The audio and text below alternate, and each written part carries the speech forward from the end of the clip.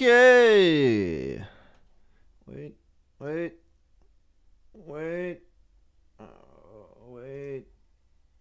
Yes. Okay. Yeah. Yo. What up? Oh, God. I'm peeking. Is this about right? Forgot to do my sound test. Okay. Yo. We're back. We're streaming. This is weekly. Have you noticed? This happens every week at the same time. It's regular. It's recurring. It's something you can count on, something you can trust. Not necessarily the content that is within, but you can trust that it will happen, that it will occur. For now. Any moment of any week, I could say, you know what? Fuck the stream. I fucking hate streaming. I don't want to do this shit no more. But I haven't thought that yet. So far, I like it. I like doing the call-in streams. It's fun. It's an excuse to get drunk. For me. Not that I need an excuse. I mean, god dang, I'll drink whenever I so please. Mom, come on, seriously. I don't need an excuse, but I do like it. I do like, it's good to be, drinking and talking to people. I like that. I like talking to people when I'm drinking. In other scenarios, whatever. It's hard to say. It depends. I'm changeable. But right now, I want to talk to people. Later, actually. In a little bit. First, I'm going to talk myself.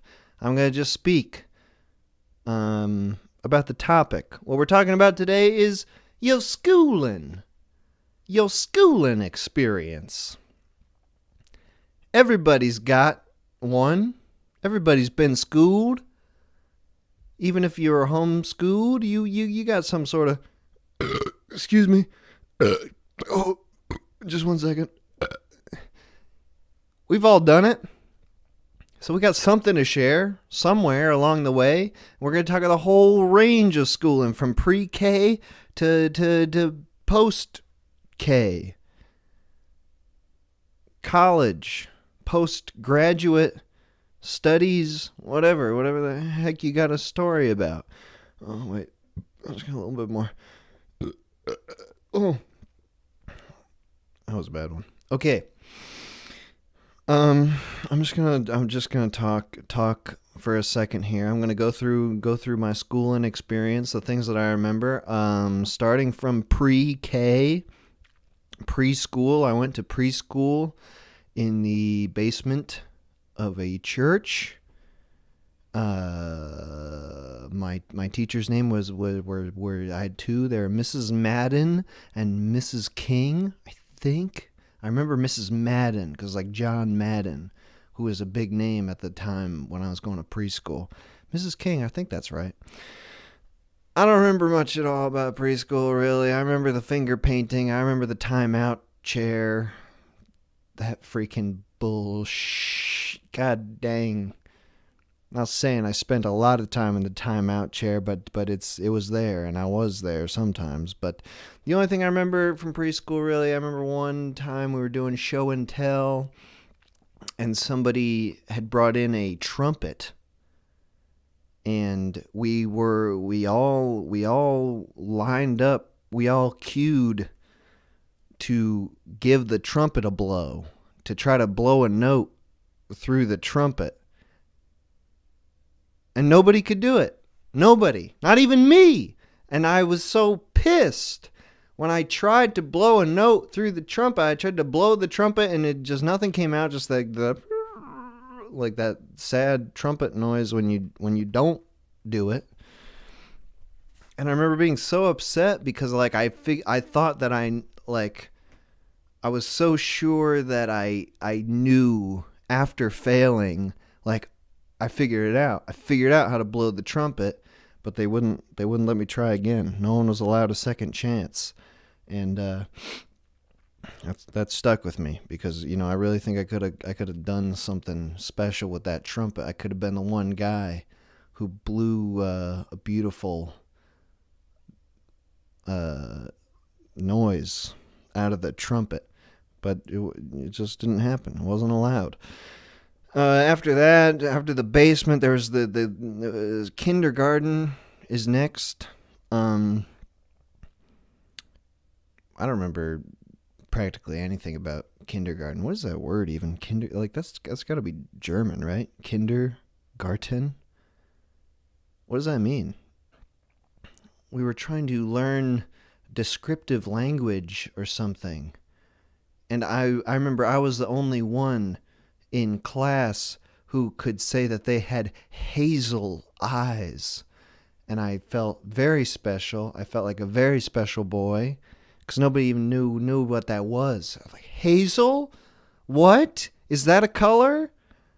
I was like, yeah, it's the color of my eyes. It's brown and green. It's different from you. You don't understand me, children.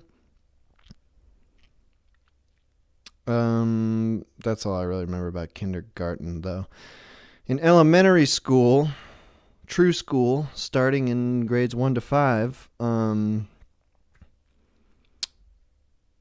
the two things I sort of remember from that are like, well, I remember one thing actually which was, this was a thing I did in class sometimes in early elementary school, is I would just put a lot of pressure on my head, like squeeze my head really hard because it would make my face really red. And I thought like my head could like I felt like I was close to my head exploding, like off my body, which I thought would be a cool thing. But that was like a trick I used to do, a magic trick in elementary school, was squeezing my head so hard with not with my hands, just like tensing up and make my my head start to shake and red. It looked like a machine that was about to bust. I remember in 3rd grade we had some sort of project that was like you had to figure out what you wanted to do professionally in your life when you became a working professional, and you were supposed to research it and learn about it. And I said I wanted to be an international spy, and I did not research it at all. We had to give a presentation in front of the class, and I just totally pulled it out of my ass. Like, I just made up whatever came to mind about what an international spy does. The only thing I remember from the presentation really is that I made a specific point to say that, because you had to figure out how much the profession made monetarily, and I said an international spy makes about $90,000 a year. And I still don't know. I still don't know if that's correct. It doesn't sound right.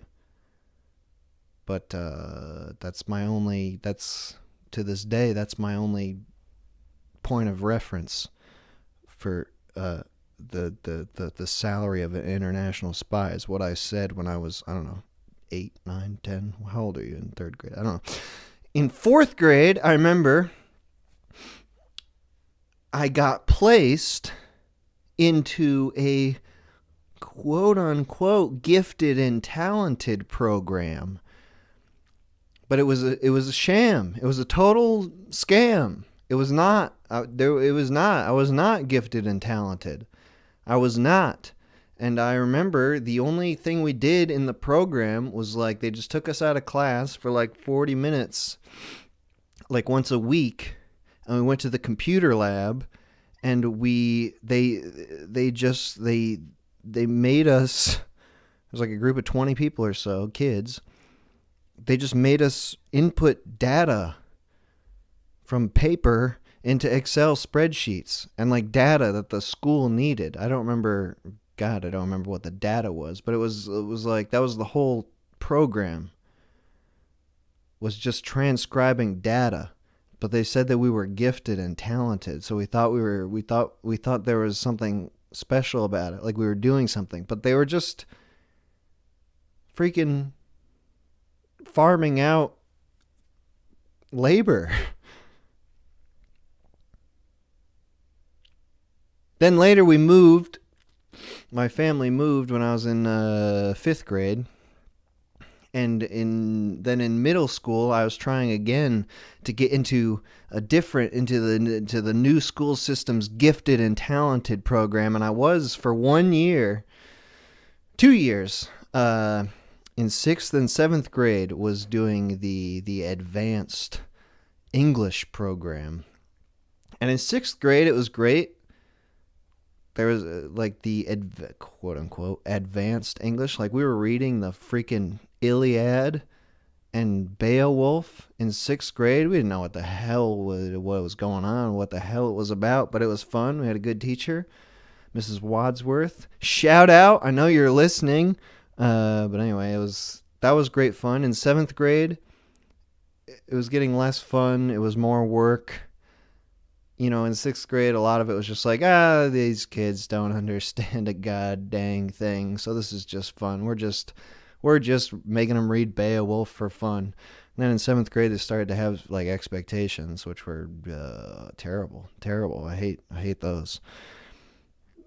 And you had to maintain like an 85 numerical average to stay in the program, and so I failed out. I did not make it to 8th grade in that program. I remember just in 7th grade, the only thing I remember about that was I wrote a very long, angry paper about how kids in school, my very peers, were swearing all the time. I wrote this very conservative paper about how, like, the kids today are just terrible. They're always talking about gross sex things and swearing, and I think it's awful. And my teacher was actually very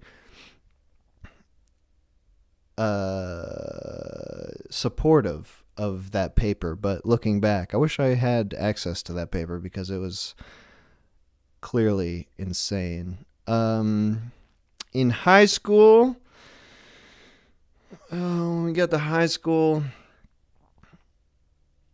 this is sort of my problem with what, I've really never been a good student. It was easier in the earlier days to seem quote unquote gifted and talented because, there was so low expectations. You really didn't have to prove it that hard. You just needed some go-getter parents who were just going to tell teachers on your behalf, oh yeah, my son is very smart. And they're just like, all right, I guess. We don't have any way to test that, really.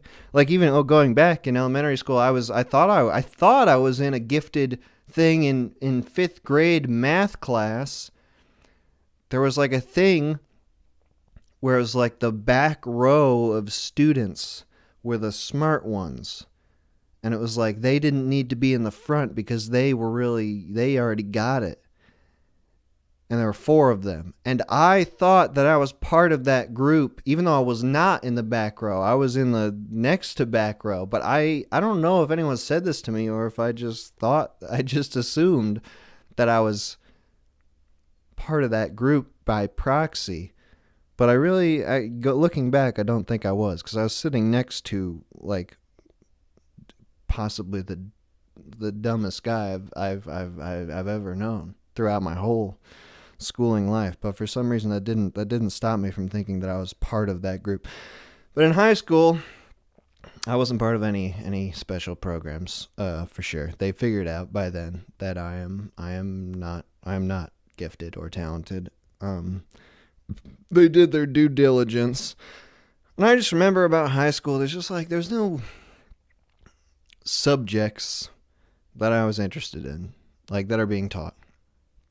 There were occasionally like teachers who were interesting people and engaging, and I liked those people, and I could kind of, attempt to get into the subject matter just because out of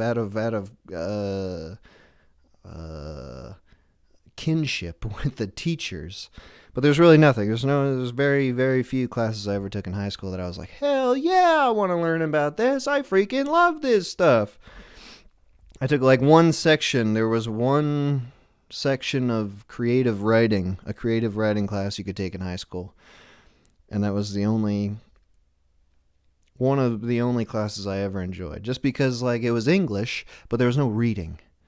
You didn't have to read any books. I never read the books. I always pretended to read the books. I didn't even read the Cliff Notes. I just assumed. I assumed everything about the books, and it wasn't an effective strategy. But for creative writing, it was like writing without reading, and you just wrote whatever the hell you want, and it was easy. And I enjoyed that. That was like 10th grade. But besides that, really nothing in high school. There were a few extracurriculars that were fun. And that's always been what I always tended towards in my high school and college years, is like not the schooling, but the extracurriculars, where it was more specialized, the interests, and you got to, hang out with people who you kind of liked. That was nice. I went to 2 colleges. The first college I went to for just a semester, SUNY Binghamton. It's a state school. And got to take another creative writing class, which was great. I wrote some bad stories that people, like indulged me on with their badness. I remember at this school there was one comedy troupe, improv comedy, short form improv comedy. I really wanted to be part of a comedy troupe when I was in college, because I wanted to perform comedy for people. I wanted to have a funny group of people around. But they were awful. I went to one show. They're called the Pappy Parker Players, and they do, short form improvisational comedy. And it was so crass. It was disgusting, honestly. I did laugh. I thought it was great at the time. Like I like comedy. But I remember, it was just gross. Like they were very, very gross. I specifically remember like a fat bearded dude miming, just doing terrible things to a mime vagina with his mouth. And I didn't like that. I didn't like that. To a packed lecture hall audience. And I remember we went afterwards. There was an after party at this bar in Binghamton called the Rathskeller, which was affectionately known as the Rat. The Rat. And that was like the bar for college students, because they were very, very lax about letting in underage drinkers. And I got in there at that after party. I used the ID of an older friend of mine to get in. An older, college-aged friend, not like a middle-aged gentleman.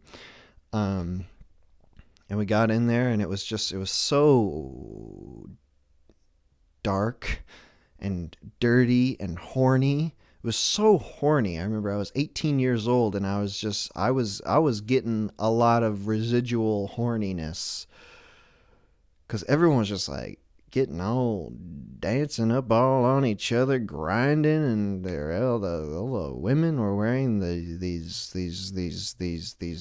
outfits that were just the titties. The titties were out. All of them. There was a buffet of college-age titties. I did not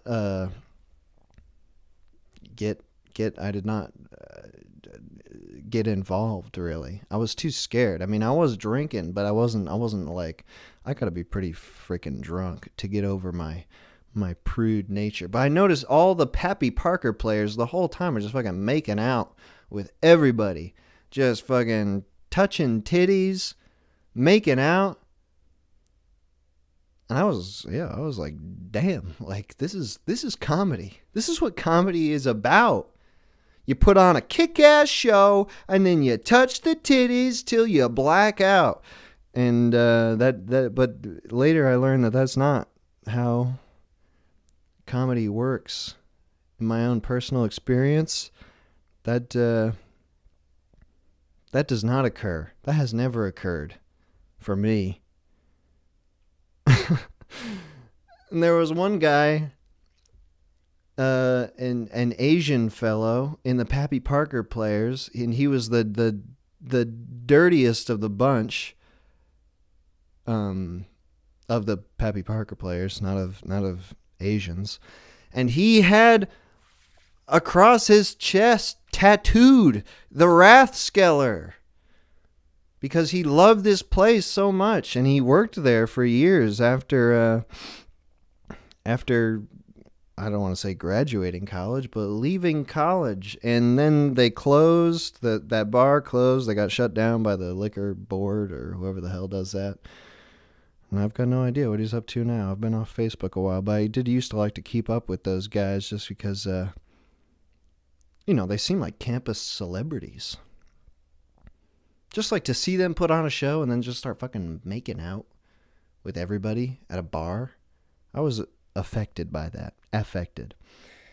And then after that, I transferred to another school, like a film type, theatery type school in Boston. And that was fine. It was the same situation, though, with all my schooling. I hated the classes. I hated going to class. I hated school. I hated the school aspect of school. I really appreciated the people, because there are a lot of very enthusiastic students who are enthusiastic about entertainment and comedy at this school. There are all kinds of different comedy troupes. They're all over the place. There was, and there's a wide variety, which was nice. It was nice. Made a lot of good friends. But I ended up dropping out of that school because I hated the school. I hated going to class and listening for a short amount of time and then having to go home and do homework. Ugh! What's the deal with that? Come on, man. I don't want to do that shit. I just want to, freaking... Okay, but we did have good times. Good times in college. Lots of good times in college. That was at least a big difference between college and high school, is that you found some friends and you were away from the family, so you're kind of able to just hang out in a more free-form environment. Of course, it does cost several tens of thousands of dollars a year, so there is a sort of trade-off, but what are you going to do? What are you going to do? Okay, that's the end of my schooling history. I'm going to take a quick break here, 5 or 6 minute break. We'll come back. We'll go to the phones. You'll tell me some school stories. Tell me about, what do you remember about your schooling? Anywhere from pre-K to college or whatever you want to do. As long as it's somewhat related to school. It can be the social aspect or the education aspect. The overlay from the stream is from Slouch. Slouch makes great animations. The link is in the description to his channel. The music from the stream is again coming from Fricko Braun and again from his album Money Machine, which we showed a month ago on the Bitchin' stream, but now I'm doing the second half. This is the second half of the Money Machine album. The link for that is in the description as well. It's all kind of half-finished stuff, but it makes great interstitial music, in my opinion. All right, I'll put the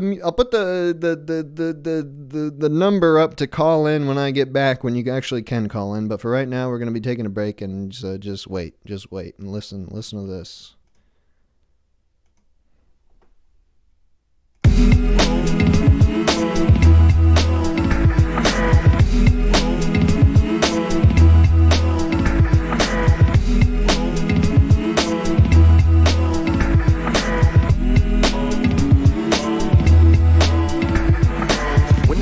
ovarians, I'm egalitarian. Fulfill it twice and I'll show you how I do it. Get A plus for effort, B plus for ass. C cups forever and thank you for the gas. Good lord, that shit ain't from America. What I expect from a wacko named Erica. Do you like the Smiths? No, fuck Morrissey, but most importantly, I'm getting real tired of the battlefield. Tender basic bitches must be modern witches cause their personalities and existences they ain't no nuisances. I wonder how society allowed for this benevolence for chicks without a vital emphasis on forgetting synthesis. Very, very scary, things are getting hairy. Better equipped there and declared an imperative. Discretions aside, I will abide as long as I get to come inside.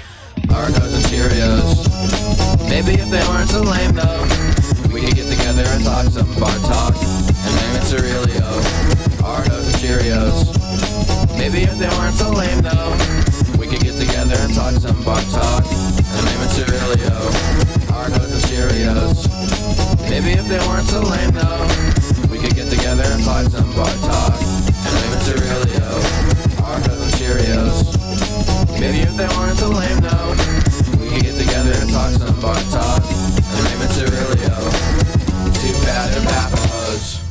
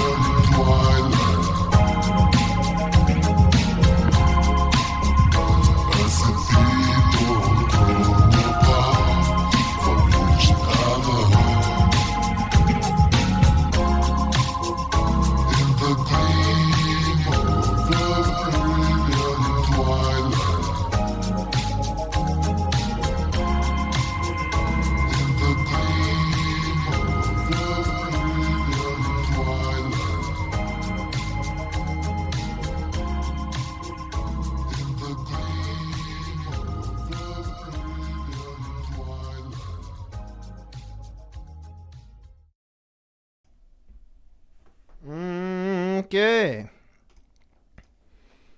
Okay. I just ended Do Not Disturb mode. We are in call mode.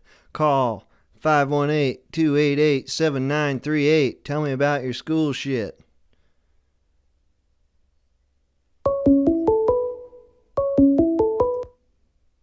Call from Joe Cavalli. To accept, press 1. To send a voicemail, press... Full name. Joe! Hey, what's going on? What's up, Joe? How you doing? Pretty good. Can I ask you something? Yeah. Pretty serious? Okay. Would you grill me on this grill? Hey, come on, Joe. Why? Don't do this to me, Joe. Don't make this self-referential. All right, I won't, but I gotta tell you, me and my friends found that video in quarantine, and we've created like a subculture around it.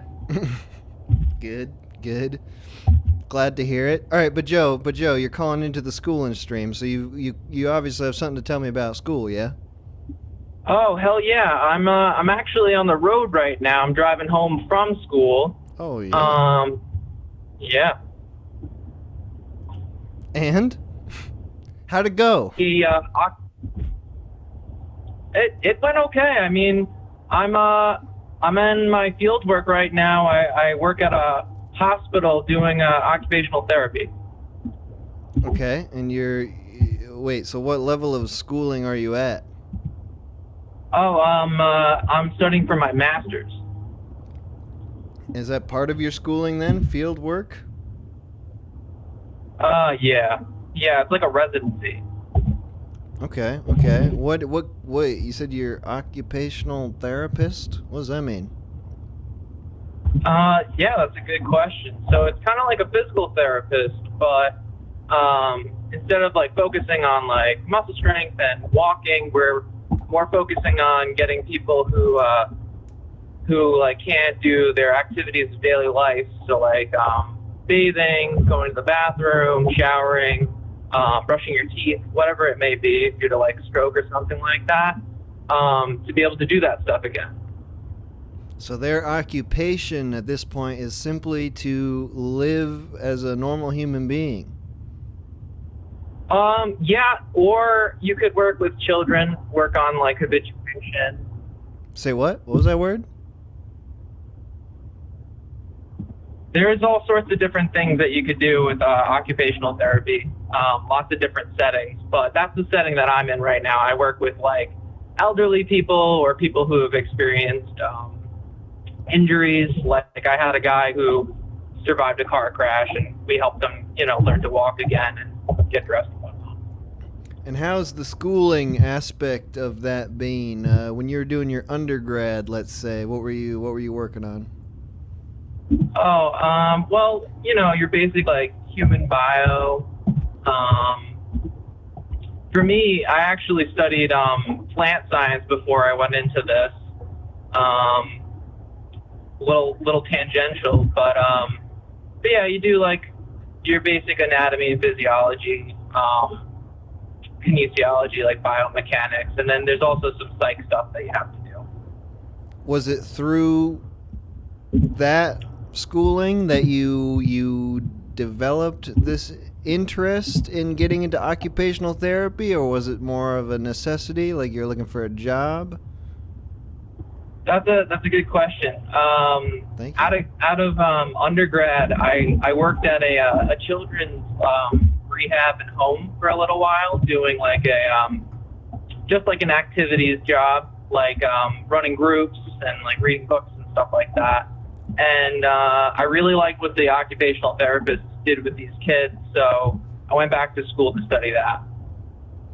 You said a word before when you were talking about the children's version of occupational therapy. I didn't hear it. Habituation? Is that what you said? Yeah, so it's basically just it's like habilitation. Rather, I misspoke. Oh, no, I just probably misheard. So not the rehabilitation, just straight up habilitation? Yeah, it's like the idea of just learning a skill for the first time. And so like children with like physical or mental deficits might have to learn skills that kids who are developmentally normal, they might have to learn it differently. Like what kind of skills? So like basic like reading and writing skills or communication skills, even like social or like things like play skills too. We're Okay. thinking like kids with like autism, stuff like that. And what were sort of alternate teaching strategies that you had to teach kids these things? So you do like, it depends on the child. My experience is like with mostly nonverbal children. So we'll do like a lot of communication boards. So sometimes like it'll be just a simple like a picture chart, or sometimes they have like digital communication boards, and you can complicate things by having them incorporate that into different activities. Okay. And so what do you think is the future, the road for you towards transitioning out of school and into the workforce? Oh gosh, I mean, I Yeah. loved working with kids, but I really like working with the old people that I'm working with now. Mhm. I'm hoping to continue at a setting like I'm at, and hopefully specialize in something that really like catches my interest in the future. But I could also definitely see myself going back to working with those same kids because I loved it so much. So on some level, you're searching, you're waiting for the thing that really catches your interest? Yeah, I'm at a point right now where I really want to see it all. I get to have another 12-week experience at a different setting. My school decides where that is for me. Mm-hmm. And so we'll see. That could even be like hand therapy too, just people with like carpal tunnel or other hand or nerve issues. So we'll see what I get with that. And you know, if I don't enjoy that as much as what I'm doing now, I might dip myself into this kind of a job that I'm doing right now. Okay. All right, Joe, thanks for calling in. Of course. Thanks for talking to me. See you later. Later. Joe. Not Catholic Joe. Call from. Blue Jaquera. To accept, press did 1. not To catch send a that. voicemail. Yo, Hey, what's up? what'd you say your name was? Blue. Okay, Blue. What up, Blue? Yeah. How you doing, bro? What? I heard you talking about schooling. Mm-hmm. That's what we're talking about today. You got something to say?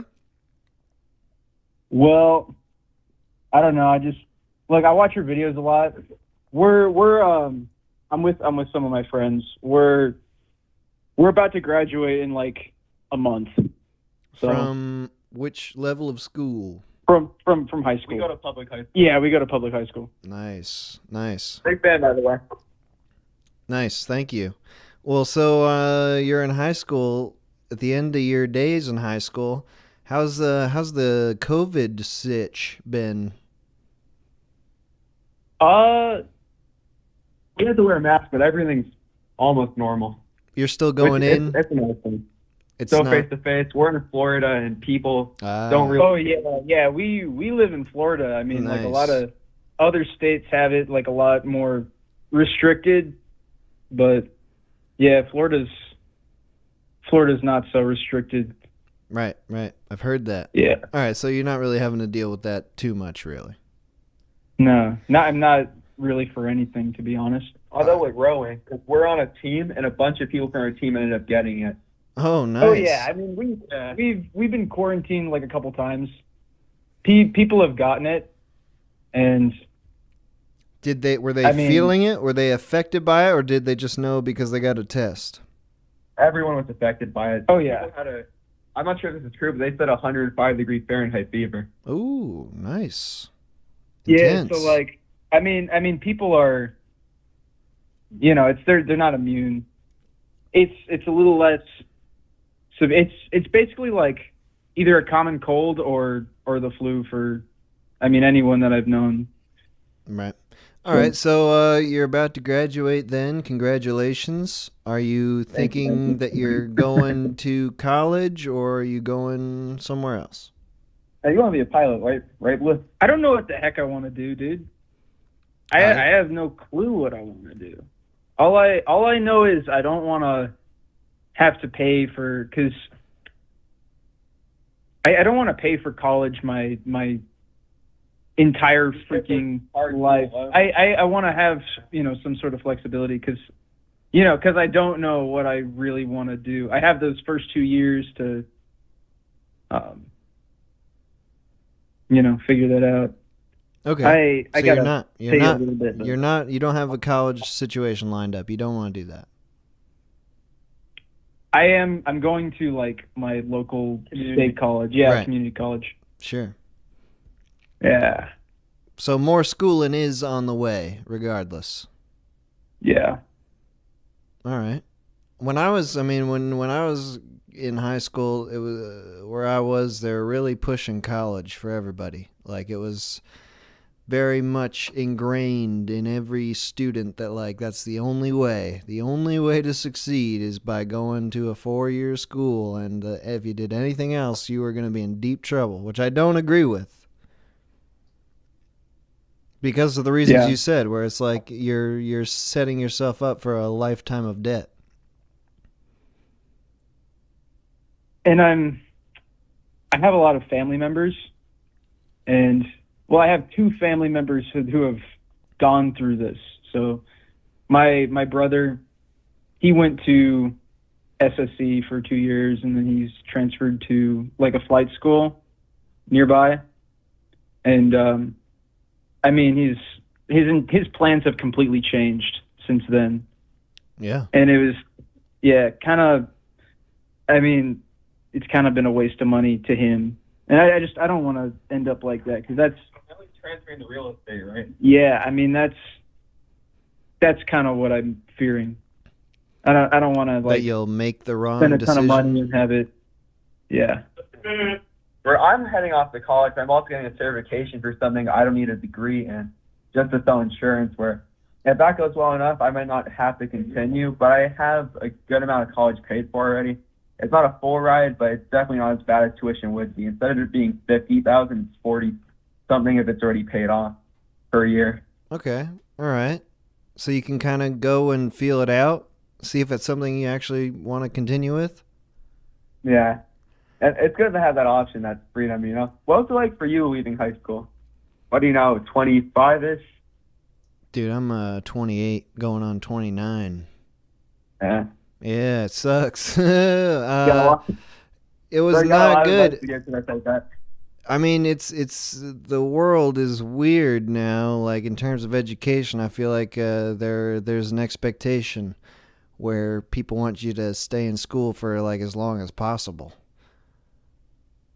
And I hate school. I never enjoyed any aspect of the schooling part whatsoever. I enjoyed the social aspect, which like you get more of in college, but like you're paying crazy amounts of money to socialize essentially, and it's not Yeah, I got to talk about something like specifically about high school.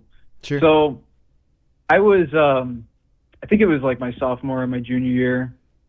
I have problems talking to my teacher I just have problems talking to my teachers sometimes. Just like me personally. I don't know. I mean, I'm kind of used to just doing the work that I'm assigned, because the way we're taught, at least nowadays, is like, we're given homework.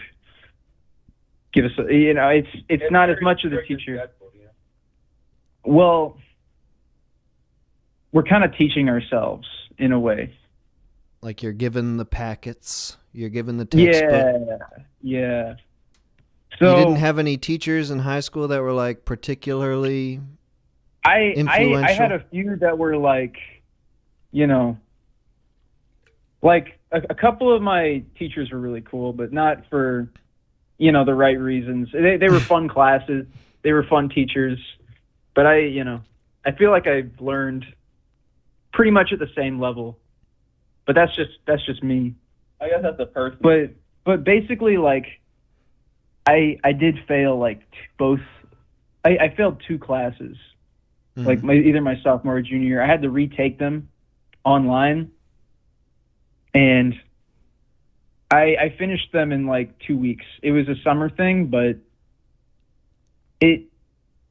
looking back at it, I spent like 8 months, going to a class for an hour and not learning anything, and then I do it online and I get it done in 2 weeks. And what was it about it's the same thing. What was it about the classroom environment that wasn't doing it for you? They call it virtual school. The curriculum is basically, it's a tab. I mean, you click it, all the subjects are like evenly, organized, and it's really easy to kind of review, or it's easy to learn whatever you need to learn. It's all there, In a way that you feel like you're going to retain it for a while, or just retain it long enough to like take the test and pass the class? I feel like I've retained it. I don't know. It's kind of, I guess, early to say that. All right, fair enough. I feel like I had that sort of experience with like my math classes in high school. I found it absolutely impossible to, while in class, pay any attention, retain any information. But then like at the end of the year when I was failing, and it was like I had to pass the last test just in order to pass the class, then it was just like, I'll just spend a couple weeks like reviewing all the packets, and I'll get it good enough to bump my grade up. Yeah. All right, is there anything else you wanted to say about schooling? I mean, this is a weird topic. You're in the thick of it. Was there anything in high school or middle school or elementary school, anything that sticks out to you, like that was either particularly bad or particularly good? So, my name is Michael, by the way, not Blue. I'm his friend. When I was in school, and for whatever reason, they put me in an ESOL program, although English is my first language, and ESOL is something for English learners. Right. And I came to learn later they did that to get more money from our government district, because more funding go to the school. And they put me in a bunch of classes that were like that. I'm just like, I don't know how to speak Spanish. That was the language they thought I knew for whatever reason, even though I've been learning that throughout high school, taking college classes for that. But when I moved school districts to where I am now, then they started putting me in classes with people who could speak in English. I'm just thinking, what a high level of corruption that is. I wasn't learning anything. And I come here, and now they put me in classes with people who speak the same language I do. You have no idea why they put you in ESL classes? No clue. I'm part Hispanic, but I'm only conversational with Spanish, and I learned that in high school. I only spoke English. Nice. All right, Michael and the other guy, thank you for calling in. How do you not remember Blue? He's the main guy. Blue, because doesn't sound like a real name. I don't know. It's his middle name. It's his middle name. All right, fine. No, yeah, it's my middle name. All right, Michael and Blue, thank you for calling in. Appreciate you talking to me. We appreciate your video. Thank you for answering, man. Hell yeah. This is awesome. Made my day for sure. I see the notification. I watch the video. Hell yeah. Every time. Good stuff. Good stuff. All right, see you, dudes. All right, see ya. Nice. College, high school. That means next we got to get a middle schooler on the line. Come on, preteens. Call from Kuwait. That's not a preteen. To accept, press 1. To send a voicemail, press 2. Press 1. Kuwait. Oh! Kuwait! Yo! Oh! What's up? Shit! Hey, for Long those who time no don't talk. know, oh yeah. For those who don't know, Quate is a regular. Quate has called into. He was Dr. Quate was an expert on either one of the Coronacast, but this is regular right. Quate. This is Mr. Quate. This is just Mr. Quate. Dr. Quate is, resting up in the hospital after his, a little run-in with fire. So. He's rehabilitating. Yeah, this is his second habilitation, so he's definitely rehabilitating by now. So, Quate, what is up with you? What did you want to talk about in regards to yo SCHOOLIN? Well, you're talking to a genuine smarty pants. Oh, I was one of those smarty pants in school. I went to high school and I nailed that shit, and then I went to a super good college and nailed that shit too, and then here I am with a job. So I feel like I was one of the very few people for whom the go to college advice was actually pretty good advice. You're living it up right now. I'm kind of living it up a little bit. Still depressed, still an alcoholic, so we'll all have our problems. Woo! But woo! Did it's that only develop 2:53. Was that a college development, or were you doing that in your high school days? No, that was a college. I started drinking when I was you ever go to that website futureme.com?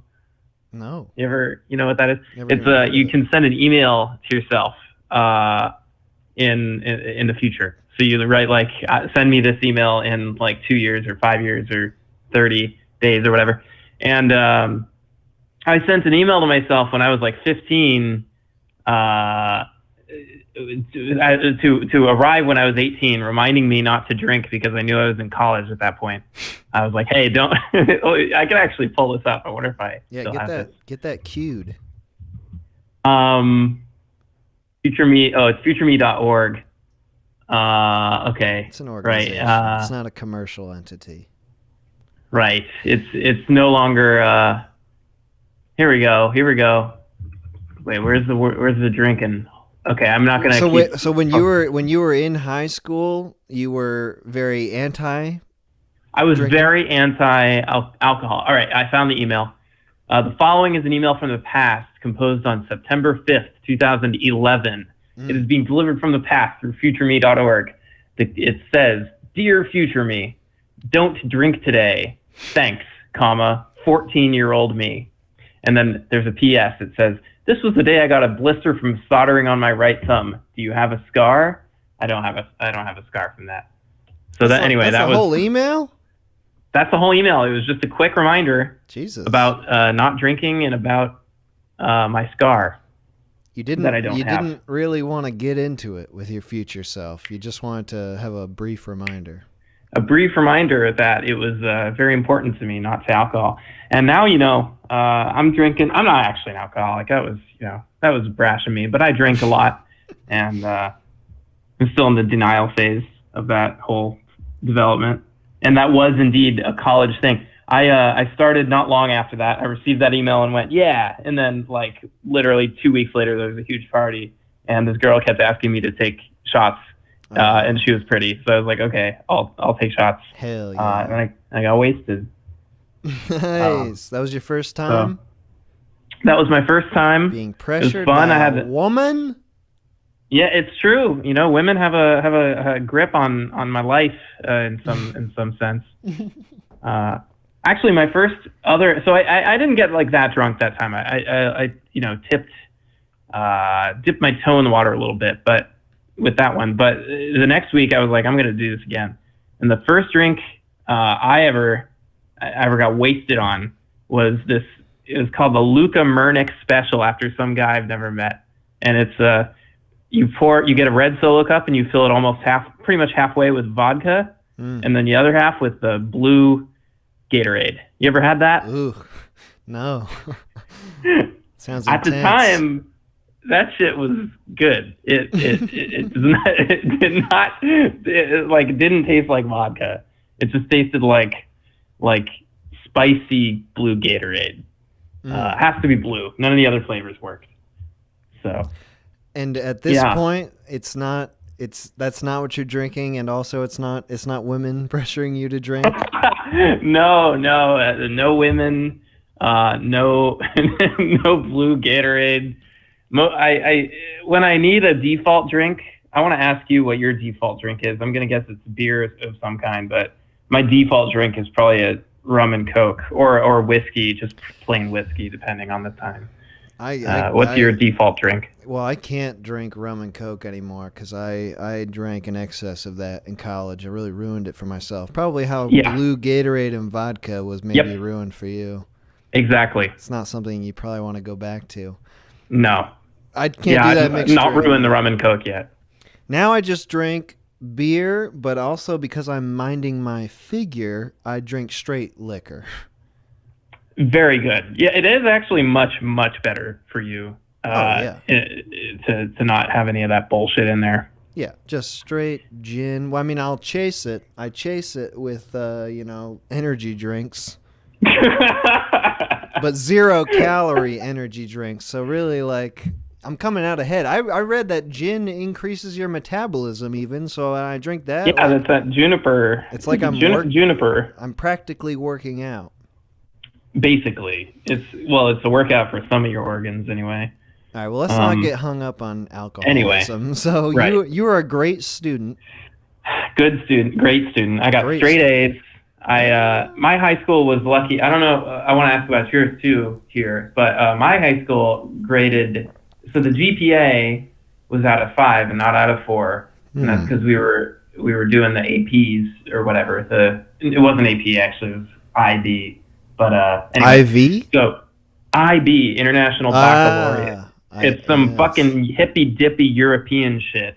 Ugh. Yeah, God. Subjected me to that. It was actually relatively hard. How many IB classes were you in high school? Every class I took. Every single class I took was IB. Actually, in the first 2 years, they call it MYP, Middle Years Program. So it was IB light, I guess. Although I felt it was harder than IB actually. How early was your placement in this program? Is that just high school, or was there something in middle school that was like the pre-IB? The middle years program went all the way from 6th grade. No, 6th or 7th grade until I think it was only 7th actually, until 10th. So since you were like what 12, you've been in? Yeah, I've been. I mean, and then before that, I was in the GATE. Not the GATE program, the gifted and talented. Mm-hmm. So I was gay back in elementary school. So like my whole back as you can remember. Yeah, including college. I went to Smart College, and now I'm kind of in Smart Job. And for the first time recently, I've been fucking up a little bit. You know, I feel like a shitty student. COVID got me all fucked up, and I'm not doing well at my job anymore. Brain stopped working, so now I feel like all the dumb kids. I feel like all those kids I used to make fun of for being too stupid. The tetherball has swung the other way, and now I'm getting fucked a little bit. But you're not in school anymore. You're talking just about your professional life. Correct. What about COVID? You're working more from home? It's harder to be motivated? I'm working entirely from home, which enables me to do nothing even when I need to do things. So I'll, for example, right now I actually officially took the day off. So I'm solid on this call. But other days I unofficially take the day off and, do nothing day after day, which is super fun and really good for me and my health.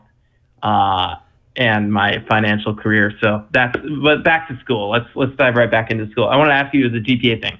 5.0 is what it was out of. And did your school make A's, A minuses, and A pluses all the same? Did the plus minus whatever matter for your GPA? Do you remember? In high school?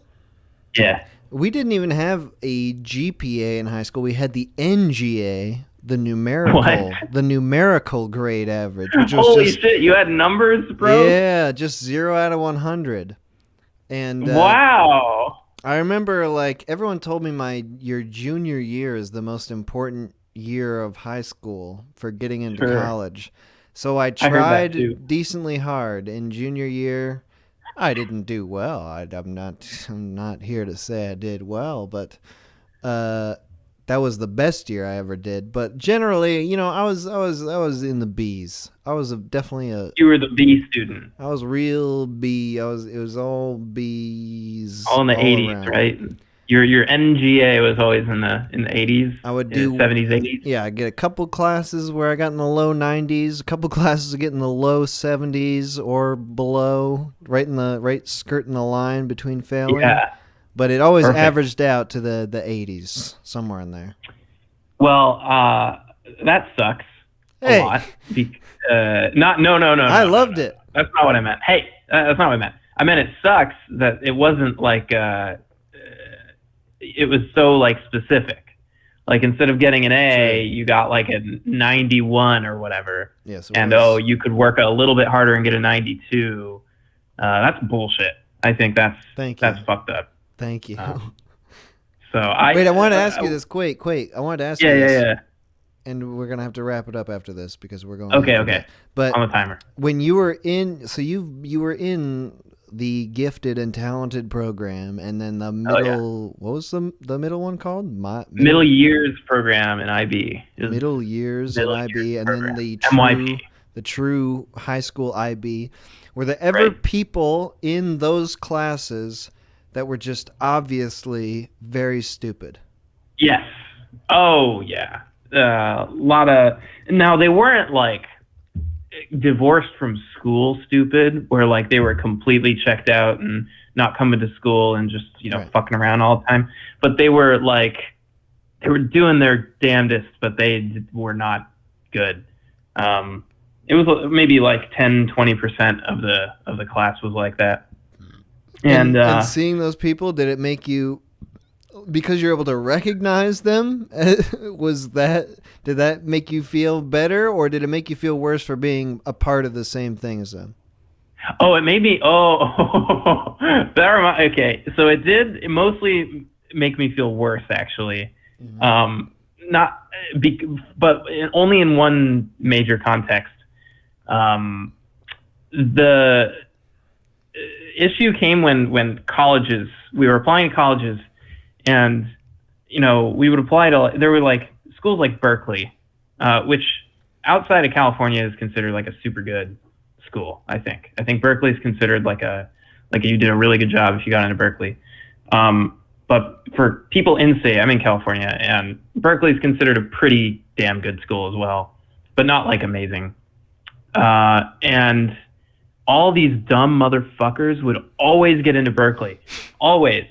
Like, again, Berkeley's considered a super good school, and the dumbest idiots in my class there would be like 20 of them, and they would always get into and then go to Berkeley. And so I was like, if the best school I get into is Berkeley, then it was all for nothing. It was like there was no reason to be better than them. I should have just fucked around too.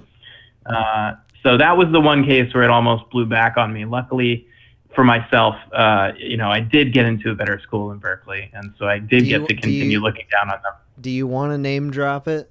The great school. The great school. Yeah, it semi-doxes me, but I don't give a fuck. It's Caltech, California Institute of Technology. Woo! I went there. I got a double major in CS. Yeah, what if I said I went to Berkeley? That'd be hella funny. I did a double major in CS and math. That was hard. Math is its own major, just math. All yeah, math? just math, like pure math research. Huh? Every math. Yeah, I mean, you could specialize if you wanted to, but it doesn't, go into the, it doesn't get written down on your degree. So like I specialized in algebraic topology. Jesus Christ. If you ever need an algebraic topologist, then hit up a good old Quate. I wouldn't even know what to use that for. I don't even know what those terms mean. Hey, I'll tell you, it's not useful for anything. So I'll give you that.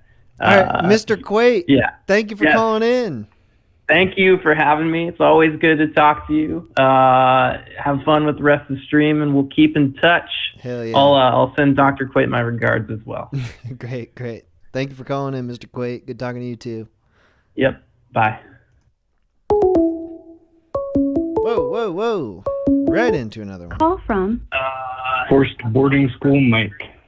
To accept, What? press 1. To send a voicemail. Hello? Who? Hey, I made it on. Yes, I didn't catch your name. Did you say it was Forrest? Yeah, my name's Mike. I wanted to give the Mike. hook of forced boarding school. Oh, okay. Well, what? So you went to a boarding school? Yeah, and I think it was my sophomore year. I had I think like a 0.5 GPA, and I woke up one morning to two big dudes telling me that it's time to leave. And apparently my parents School had bouncers? hired a company, to like bounce my ass to a forced wilderness program in Utah. Whoa. Okay, wait. All right, so wait. That's the boarding school that you went to. The wilderness thing. No, so the wilderness programs, they get like a kickback for recommending that you go to a boarding school.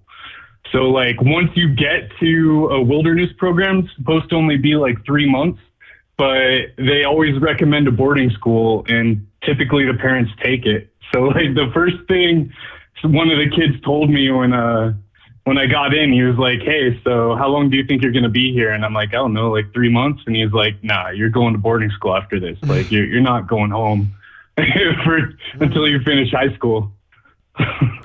Okay. All right. But, wait, so I'm slightly confused about this. I didn't even know we freaking had boarding school in the United States. I thought that was like a European thing. Yeah, so there are boarding schools in the United States, but here's where the plot thickens. I'm probably not the best storyteller, so I'll slow down a little bit. But so I was in a forced wilderness program. They send you out to Utah because there are no like children rights in Utah. Like it's one of the states that they can get away with like, oh yeah, sure, just sign your child away to a company and that's okay. But the boarding school I went to was in Costa Rica. They sent me out of the country. Wow. And a Costa Rican boarding school for Americans or for everybody around? For Americans. So yeah, it was just a bunch of gringos over there, a bunch of white kids. Troubled white kids at that. And what was that situation like? This is when you were It was wild. Sophomore, junior year of high school? Yeah, so like transitioning between the two. I think this was 2007 is when I graduated. So this would have been 2005. Mm-hmm. And it was like a therapeutic boarding school for troubled kids. So like every day you have to talk to a therapist. And then every week we have group therapy where they do this really weird... Everyone goes around in a circle and talks about you like you're not there until every student has been talked about. In what way? Like, would you start off the conversation like you give you talk about your day, and then everyone's like, "Okay, here's what I think about that guy's day." Kind of, but like it was forced. So you all have to sit in a circle with a therapist, and then they go, "Okay, Mike, it's your turn." And you kind of introduce yourself, even though these are people you fucking live with. And then after you introduce yourself, the person to your left just essentially talks shit on you. Cause why would you say something nice about someone when you don't have to? Just they talk shit based on their experience living with you? Yeah. And it's not all bad, and you have friends. And of course, there's a subculture to it. We got to the point where we would come up with words that we would try to use in our like assessment of people. And I remember before graduating, one of my friends, like before he graduated, because he was a year ahead of me, he was like, "I want you to just tear into me as bad as you can, just to see like what the therapist's response is." And I remember saying, I came up with a really good one. I was like, "So you know, everyone's congratulating you. Everyone's really excited that you're getting out of here. But to me, it just kind of feels like, you know, you're the ship that's about to leave port for the first time, and we're smashing the champagne bottle on it. And as we see you start to leave, like, you know, 50 feet out, you're already sinking. You're already going under.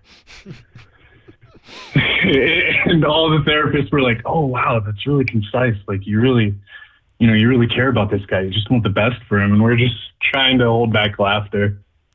Was there like a religious aspect to this school?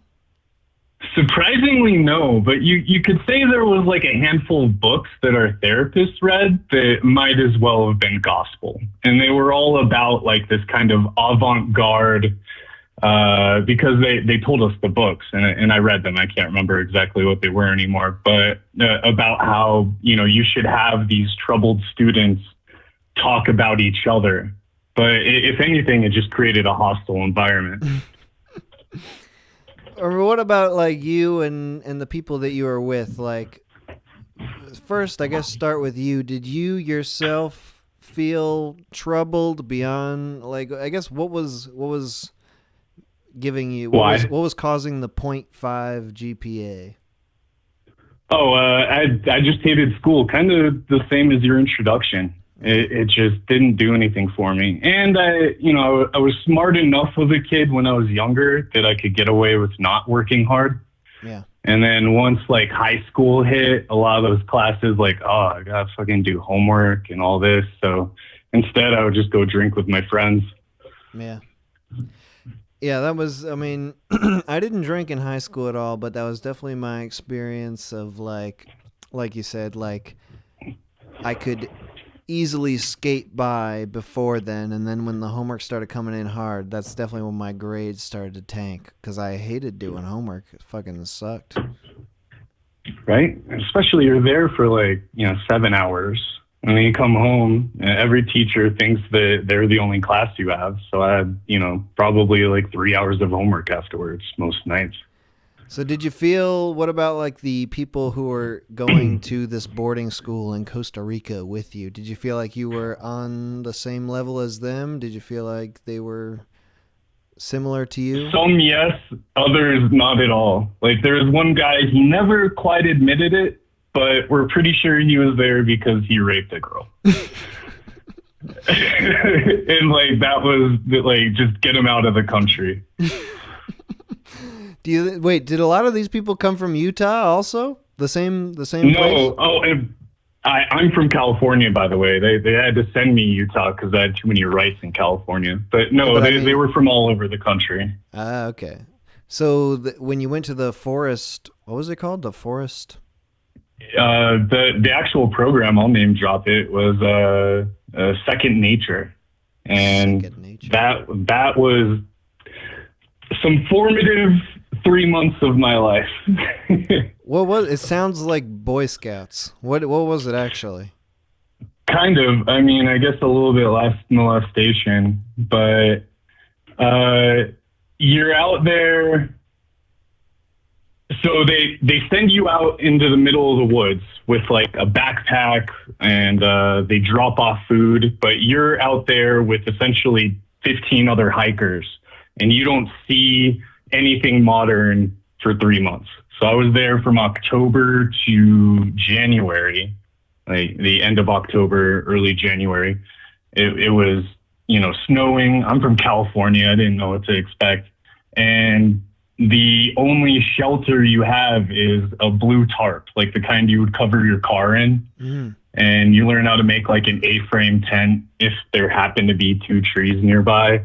And that was also forced therapy. So every night you have to, build a fire, and then you all sit around it, and then the therapists do their, psychobabble because they just got out of college and they thought that, I'm going to change the world, kind of psychobabble.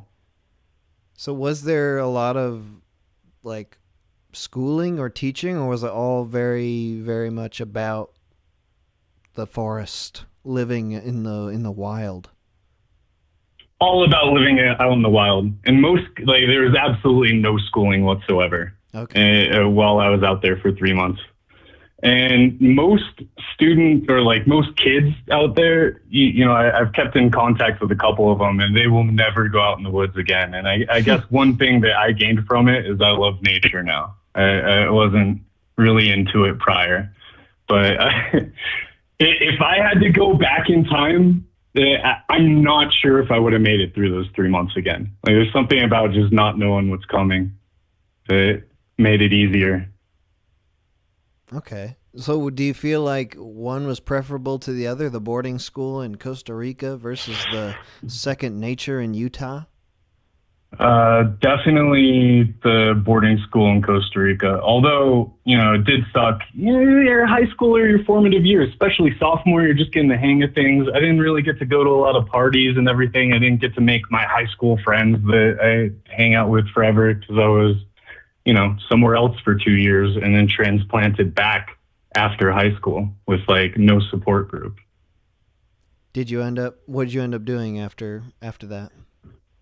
I moved around the state a lot, tried going to college. I'm a serial college dropout. Mm-hmm. Basically for the same reason. Went to a lot of community colleges, took like a year of classes, and then said, oh, fuck this.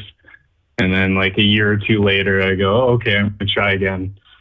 So now I just lie and say that I'm college educated, and no one checks. Ah, good. Hell yeah. All right, well, Mike, thank you for calling in. It was Mike, right? I'm sorry. Yep. Okay, yeah, Mike. Mike, thank you for calling in. Appreciate you calling. Of course. Thank you. Thanks for answering. Yeah, have a good one. You too. Nice. Boarding school. Forest school. Call from Legato. What? to accept. Yo! Hey, am I on? You're on. What did you say your name was? Legato. Legato? Yeah, it's kind of weird. Like dude, I got kicked out of Yeah.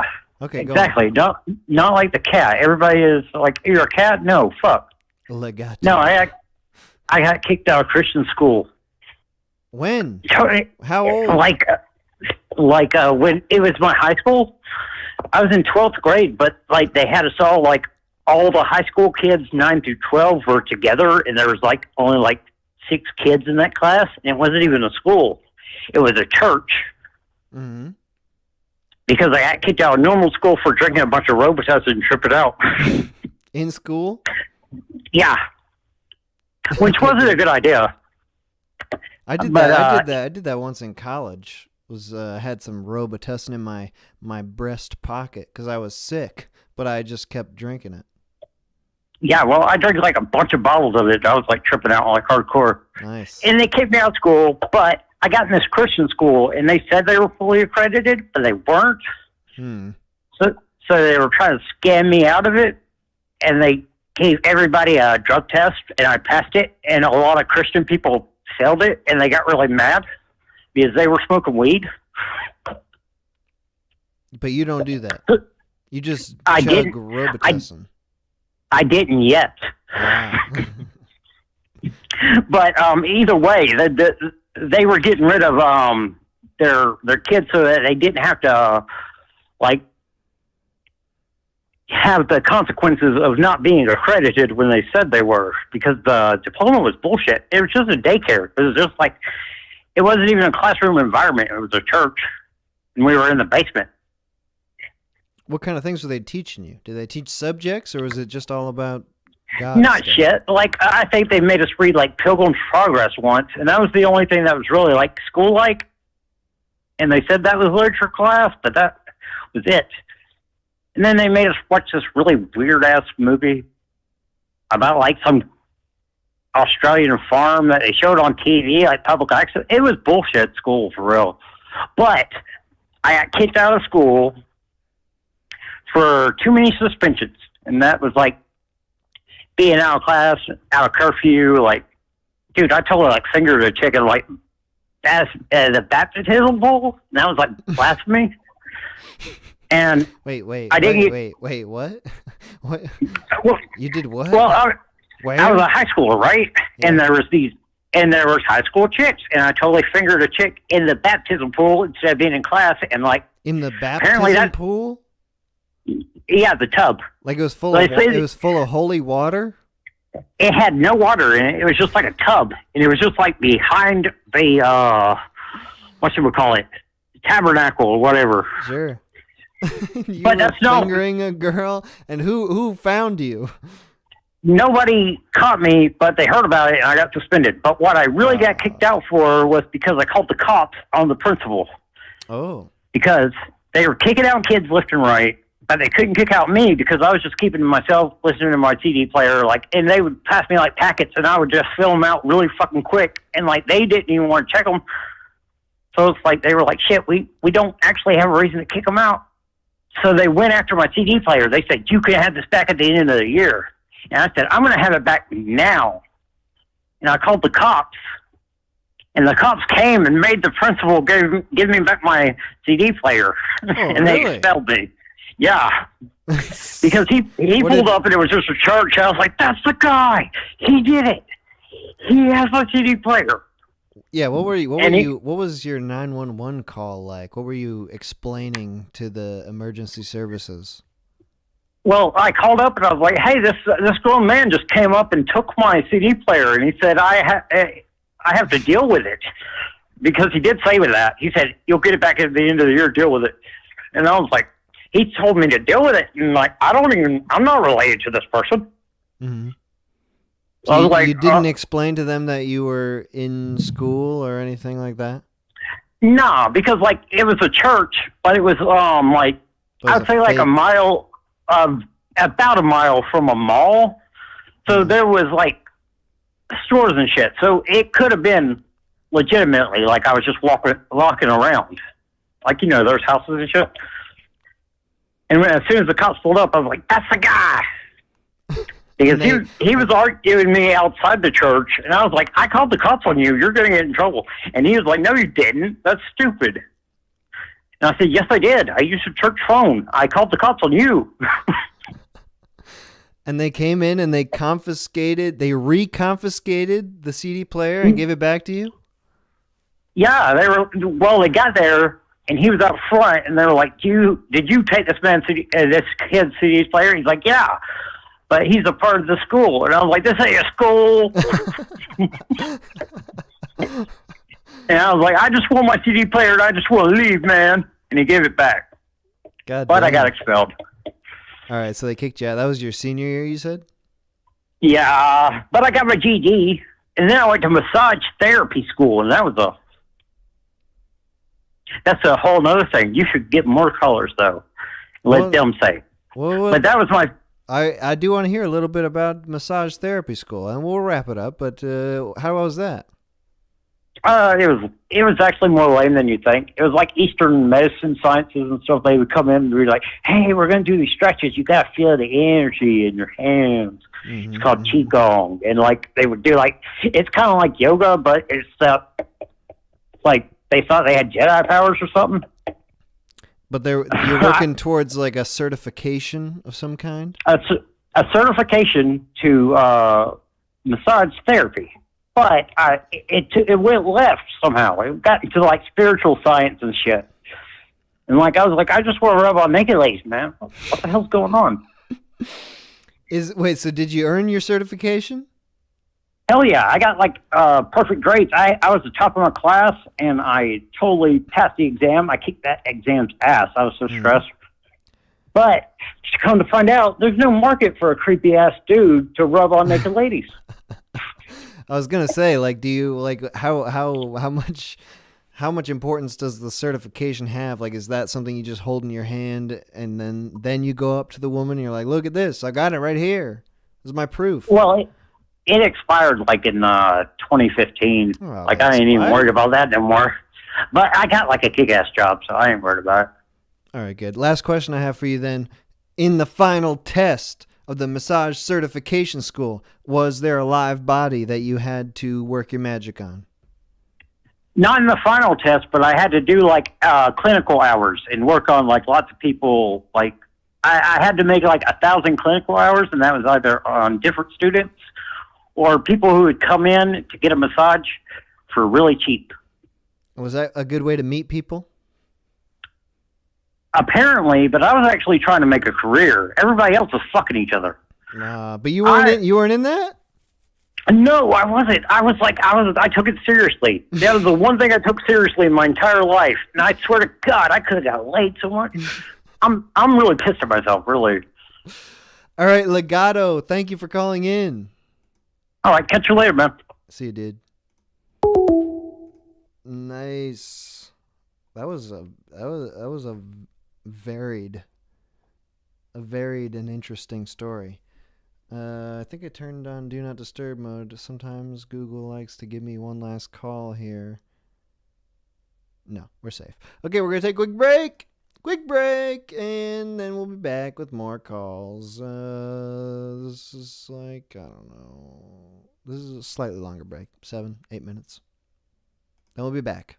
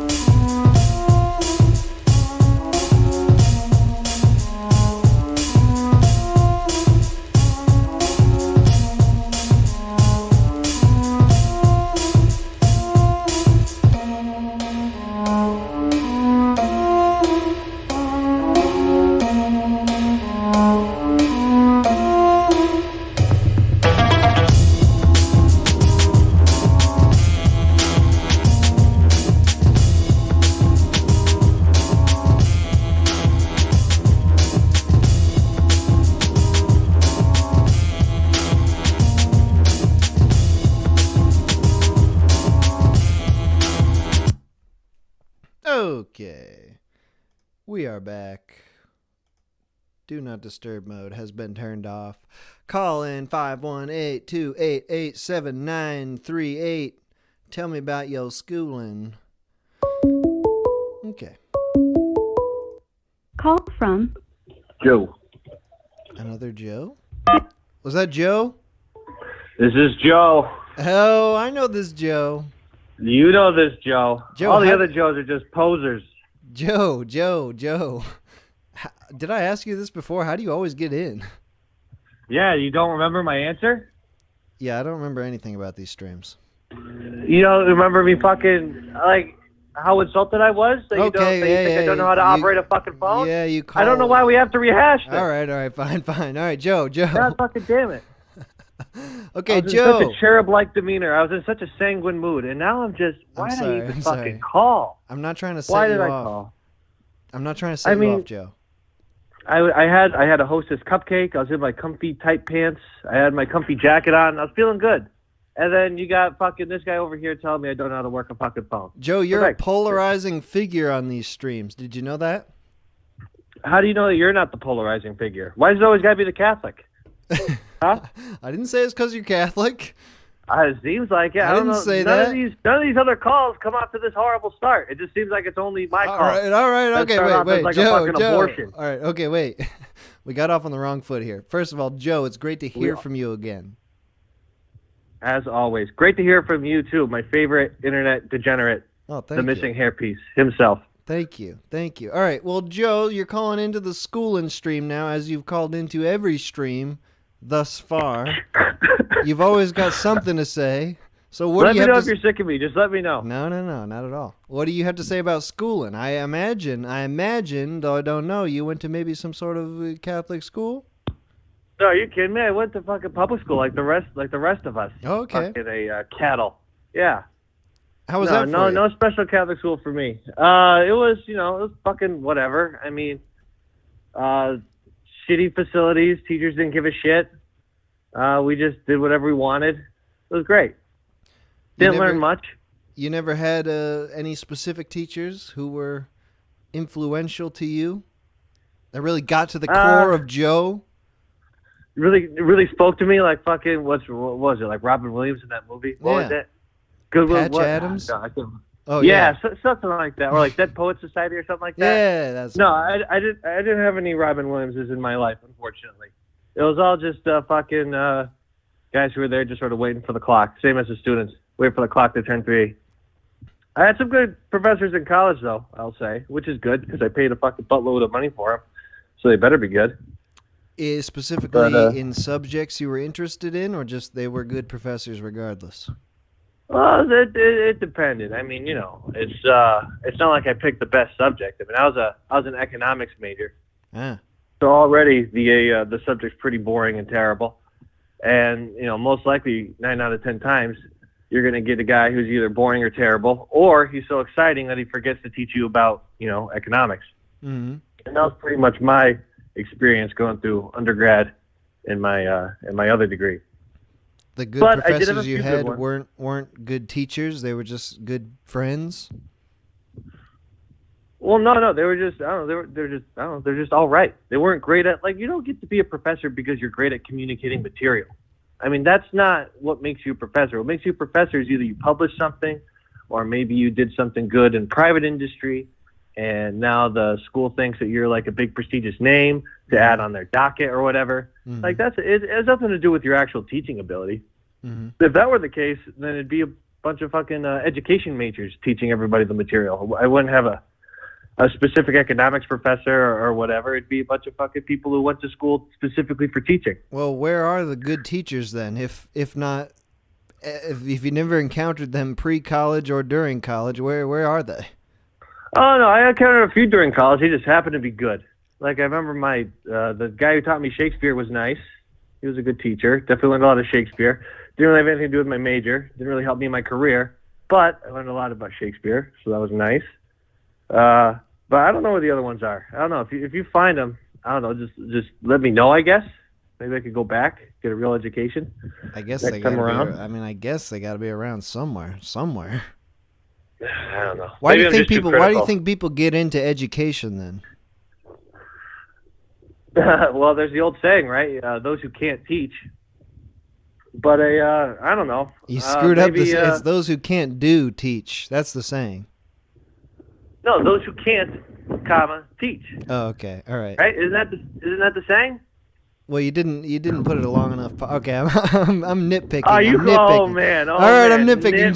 Joe. He's tip for that bullshit. Oh my gosh! I thought we were fucking shit. No, I feel comfortable doing this with you, Joe, because we know each other on a personal level now. Yeah, we have a deep connection now because I keep fucking calling in on your stream. I've talked to you for Stealing like the slot 60 from plus minutes. I feel so bad. I know there's some poor slop on the phone. He's thinking like, this guy's been on 6 streams and I haven't been on 1. To that guy, I say, fuck yourself. Nah, Joe. We love hearing from you, Joe. But so, what did you want to talk about specifically then about schooling? What something that's really bad, really good? Did you just have a totally mediocre experience? Well, no, it was up and down. Honestly, I shouldn't shit on school so much because the only reason I'm where I am is because of school. So I Because shouldn't of your be degree super or critical. because of schooling? Well, a little bit because of the degree, mostly because of the college, and then a lot to do with the career fair that I went to because of the college. I got access to my employer that way, got to go to a few interviews, and then I got the job making PowerPoints that I have today. So I really have a lot to thank for my college. For the as much as I hate to admit it. the connections that it gave you? Basically, for the connections and the prestige, not for the education. There's literally almost nothing that I retained from my economics education that I actually use in my day-to-day work. Was it something that your college set up for you, like through the staff, or was it through the people you became friends with in college? No, it's just you went to school, right? I mean, you remember the career fairs that they had every now and then? I didn't go to that fucking shit. You kidding me? Too cool for that shit? Hell I don't need yeah. no fucking job. I worked at Target most recently.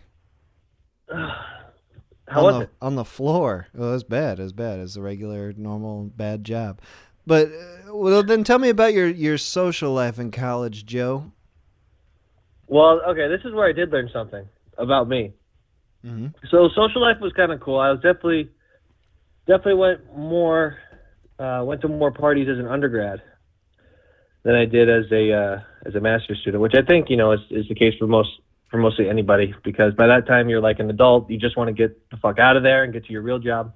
Mm-hmm. You're not there to fuck around and party and do a bunch of drugs and drink.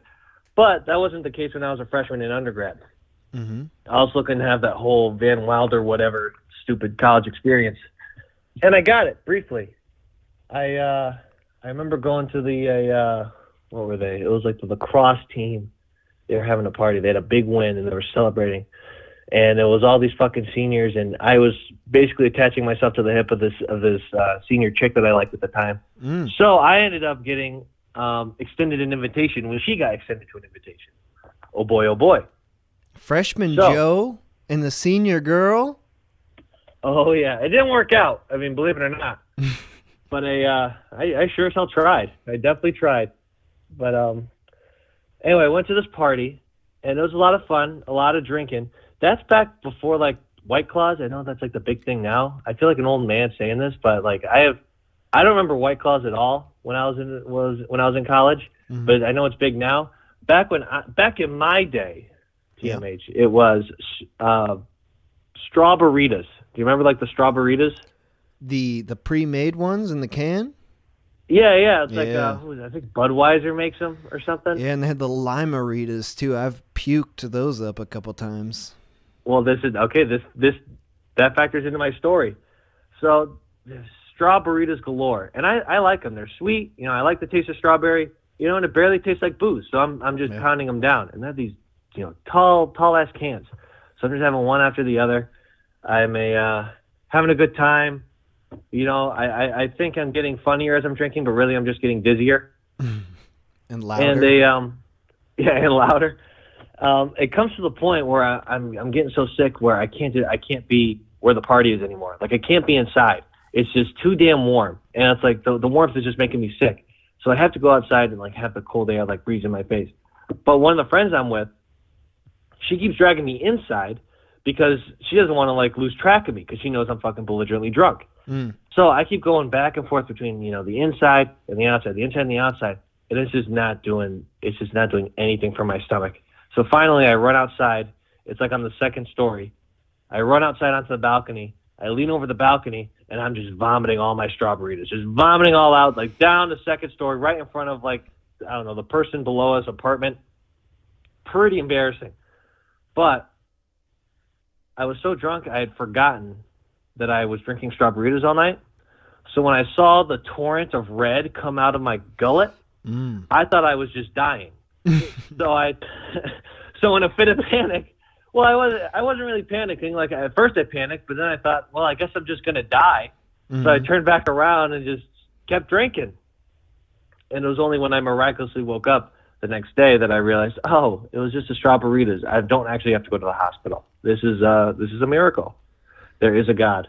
Was this one of your first drinking experiences, or were you drinking in high school? I drank a little bit in high school. I was sort of the bad influence. I'm the one who raided like my aunt's liquor cabinet, like as a 16-year-old, just fucking around with my cousins, getting drunk and swimming naked in the pool, that kind of stuff. Nice. Oh yeah, those are the days, man. Now it's just fucking naked with you and your cousins. Yep, not weird at all. It was totally normal, growing up stuff. It's male bonding time. That's what we called it. Hell yeah. All right, Joe, do you have any last thoughts here on your schooling experience? Is there something you want to impart, some wisdom you want to impart to people who are watching the stream, who know you as a familiar name? They know Joe. They know you're a great guy. They love you. What did you want to say to them about school? So this is my time to influence their minds for the better, to spread some of my wisdom? All right, let me do it. I'll do it quick. This is my PSA. Don't go to school. Don't go to higher education. Fuck it. It is not worth getting into that much debt for a degree that is not going to differentiate you from anybody else. The college undergraduate degree is the new high school diploma. It means nothing. Too many people have it. If you really want to differentiate yourself, you're going to have to go all the way to a fucking master's degree or like a doctorate, and that's just way too much schooling, and you shouldn't need to have 24 years of schooling in order just to enter the goddamn workforce. It doesn't make any fucking sense. No other generations had to do this. Don't fucking get swindled. I've known guys who were plumbers, who were linemen, who were electricians. They went to apprenticeships. They went and they got a real tangible skill, something that society actually needs, and they make great money without having to go to any of that debt. And even though it kind of worked out for me, I got all this, I got a decent job making PowerPoints. It's kind of easy, cushy, sit on my ass all day. My skill is fucking vapor. It's nothing. I'm superfluous. I'm not needed. Businesses don't need me. They don't need consultants to fucking operate. The society doesn't need consultants to operate. What they need are people with actual skills. Carpenters, plumbers, linemen, like I said. So if you're listening and you're in high school and you're wondering what you should do, fucking learn a real goddamn skill. Don't fall for this bullshit.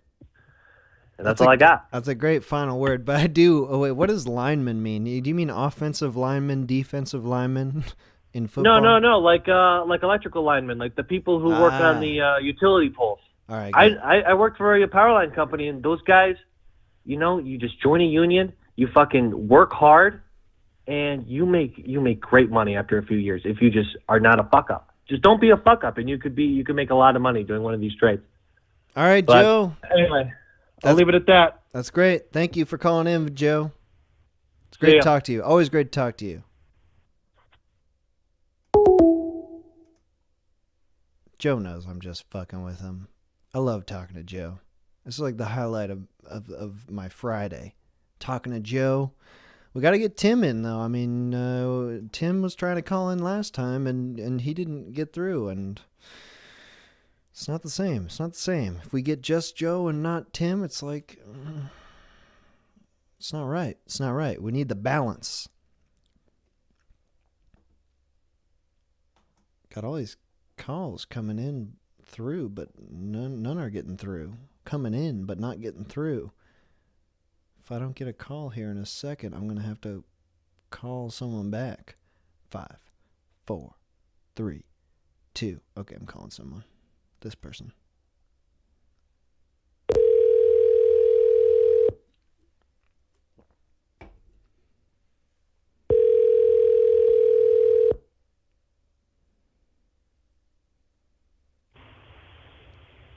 Hello? You! Hey, how are you? What up? You're on the stream. Holy shit, I finally made it on. Hi, how are you? I'm good. I was waiting for a call, and none. They were coming in hot, but none were coming through the line, so I had to take matters into my own hands. Oh my god, so it's great to finally be on. Shit, I'm so nervous now. What's what your do I name? do? What's your name? Oh, it's Elise. Elise, great to talk to you, Elise. You're on. Hey, You're here. Oh my god, and I have so many things. I mean, I feel sort of intimidated. Joe really knew what the fuck to say. Joe, it's because he does it every single week. He's used to this by now. Like, he's always on. He's practically your co-host now. Dude, that would be great. I would love to have Joe in the room with me, just cracking wise. Get him his own microphone. Yeah, he can be your Paul to your Letterman.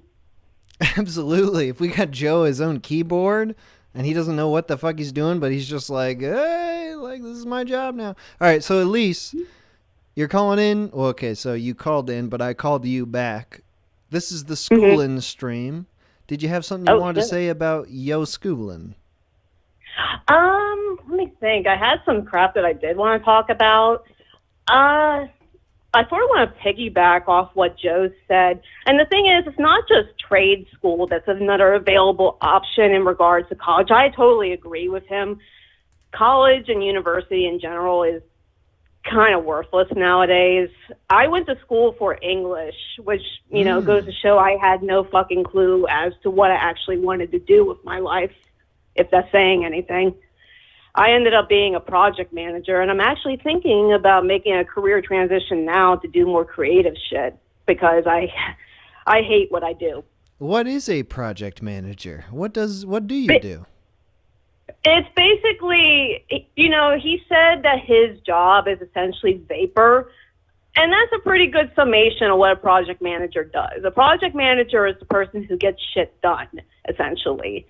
And the problem is that it's efficient now for me. Like, it's not a headache of a job for me anymore. It was when I first started because I had no idea what to do. I had no idea. It's like, to be good, you have to be diplomatic and work well with people and manage stressful deadlines and that sort of thing. But the thing is, it's horribly boring and it's tedious. And the worst part is that you're the person, like, if you work in a tech field like I do, the client doesn't talk to developers or any of the background people. The project manager is the person that they talk to.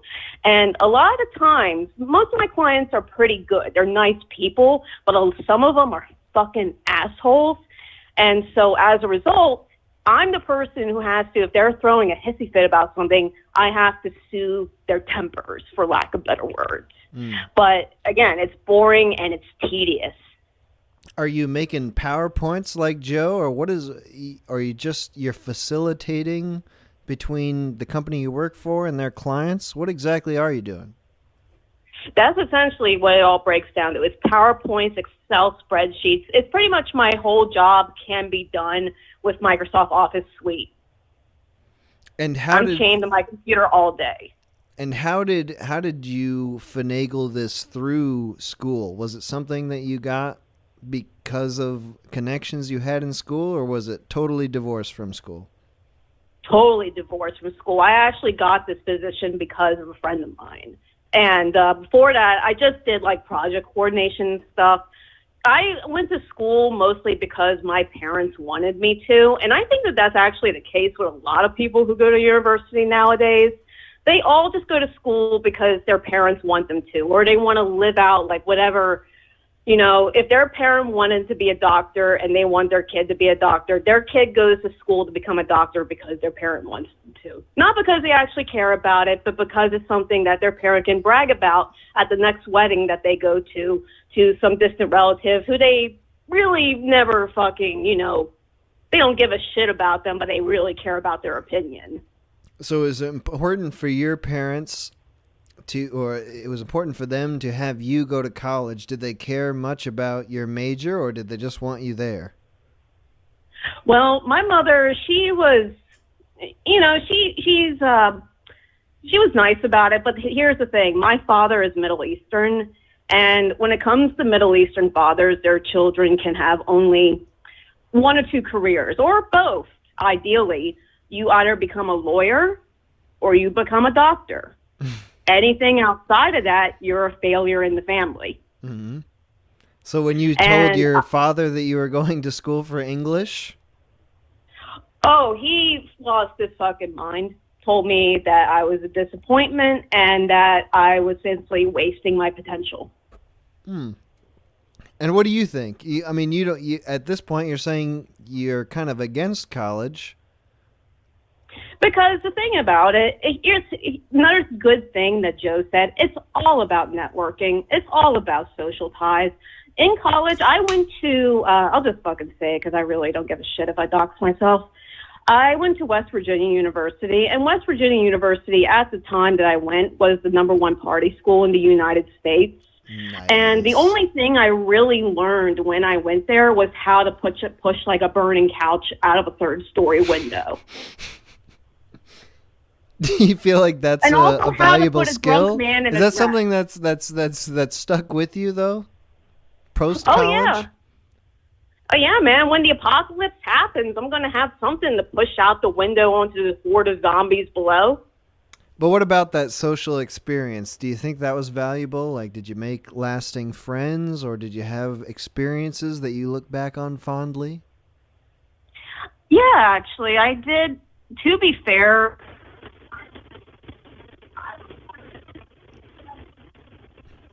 Elise, I'm losing you. You're crumbling into static. Elise, wherever you just went, it's a dead zone. I can hear you so distantly, but I can't hear the words you're saying at all.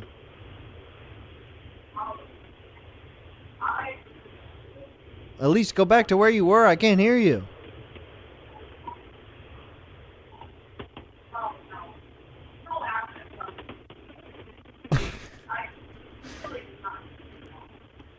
I can just hear the faintest echo of your voice, but I can't hear you. You have to go to you've got 10 seconds to get back to where you were, Elise, so I can talk to you.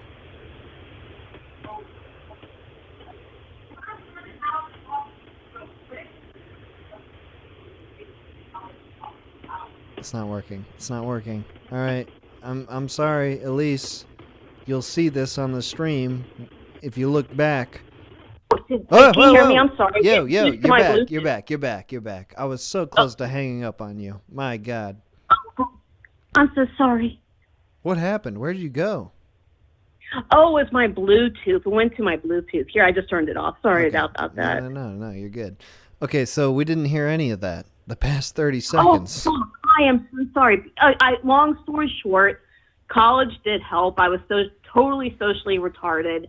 And, it was a lot of crazy shit that went on at where I went to university-wise. And, I just learned how to talk to people because I was put in a lot of crazy situations where I had to talk my way out of it or talk other people out of it. Drinking party-type situations? Oh, God, yeah. Probably the best one that I ever went to where I had this friend of mine. He owned this trailer that was practically out in the middle of this, it was like this huge, forested bumfuck nowhere area, and it was just this tiny broken down trailer. And every fucking weekend, this dude had literally at least 100 people packed into this tiny ass trailer. They were some of the best parties of my life because all we did was just drink and just do crazy shit, like what I was talking about with like the burning couch and all that. And like when people passed out on the floor, putting them in dresses and shit like that. It was fun. I mean, it was stupid a lot of times, but it was fun. And I was a total prude. I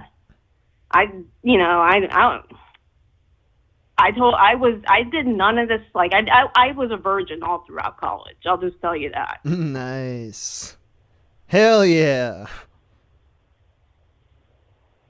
That's always good to hear. It's always good to hear, you know, people maintaining their virginity throughout college. The whole time? The whole time. This is embarrassing. But you but could I have don't told your care. dad that. Like, that would have pleased him, right? Dude, my dad's nuts. He would accuse me. He'd be like, oh, I bet you're over there fucking every guy. And I'd be like, that's like the complete opposite of what I'm doing. He's a nutbag. So you were learning social skills without having sex, casual sex. I know. That sounds like the ideal. Yeah, I guess. I don't know. I honestly wonder sometimes if I wasted that college experience because, I mean, you know, I could have gotten laid a lot more often. I should have. I probably would have learned a few more things by now. Do you think that? Do you honestly think that? In my deepest, darkest moments, yes. For most of the time, no. I'll be honest. Yeah. It at least saved me from getting chlamydia a couple times, I guess. Yeah, I feel like the party in the trailer with 100 people, that's like a breeding spot for chlamydia, really. Oh, man. The whole town, to be honest, is fucking... I lived in a dorm with a bunch of girls who later on, in our college years, they went on to, be in sororities and stuff. But my freshman year at college, I was in a dorm. I was the only person who had a room. I didn't... everybody else had 2 people to each room. I was the only person with a single room. And my dorm room, my dorm was, full of hot girls. I'm talking, fucking... Playboy mansion hot girls. I don't know what it is in the water in West Virginia, but man, no wonder cousins fuck each other because some of these girls were fucking hot. And they would come to me because they would not go back to their dorms because they usually, their roommate would be there, fucking somebody or crying about somebody that they fucked. Mm-hmm. And they would come visit me at 3 o'clock in the morning. And I had this one friend of mine. She was such a dear girl. And it's so funny seeing her nowadays because she's totally a wholesome granola mom. She posts a lot of pictures of her baby, and she's I knitted mittens for my child. But the thing is that back in college, she was the biggest party girl, and I remember just her banging on my door at 4 a.m. telling me about how her boyfriend got mad at her for kissing another guy on the dance floor and shit like that, full out sobbing, and I would just be sitting there just listening to her. And then I sort of avoided getting laid in college because the type of guys, there are nice guys there, but the average West Virginian boy is the kind of guy, he makes love to you in the back of his pickup truck with his thick wrist, and he's got a dick a dead baby rabbit. He just shoves it into you. I wasn't into it. Were you the rock that your roommates could come to because you were steady, you were going to these parties, but you weren't getting involved in the dirty, disgusting stuff, so they knew that you were someone they could talk to? I don't know if it was dirty and disgusting. I mean, it was well, you just talked about dead rabbit baby dick. That sounds pretty gross. Yeah, I'm disgusting. The activities, having sex and all that, not disgusting. But I think, yeah, maybe I was the rock. I was just the person who didn't get laid and didn't do... This is how embarrassing, how bad I was at college. when I used to smoke pot with people, it's so cringe, but I used to blow smoke rings instead of inhaling. That's how, like, it's retarded. I know. I told my sister that, and she's a huge pothead, and she was like, "Why did you do that? No wonder." You just wanted to seem like you were smoking pot. Yeah, I think what my entire college experience was basically just a very sheltered, like, space alien attempting to learn how to be human. And do you feel like it was successful? I mean, I still feel socially retarded a lot of the time, but I have way more confidence about it. All right. Elise, thank you for calling in.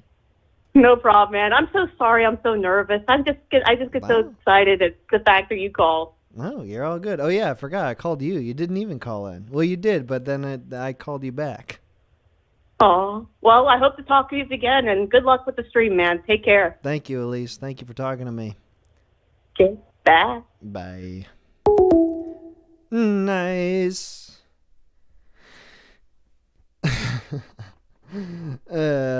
Yes. I didn't go to one of those famed party schools, but of course there were parties.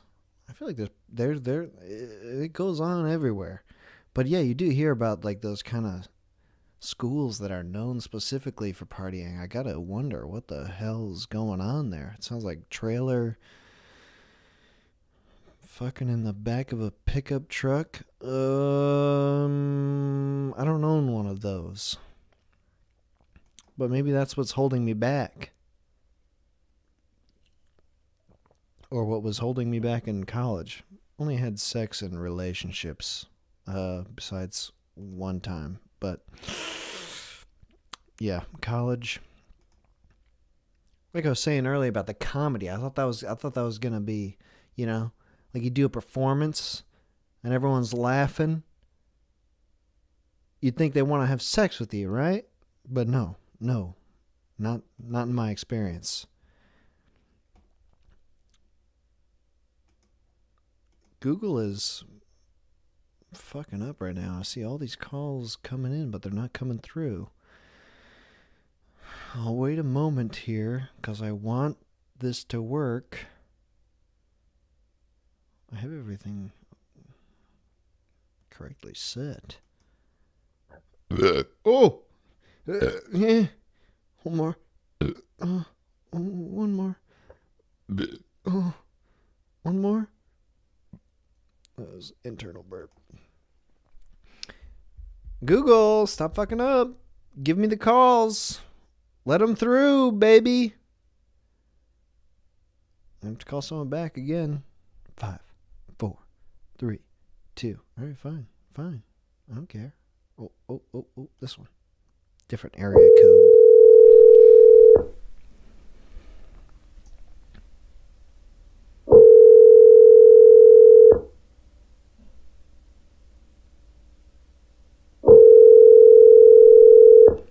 Come on, man.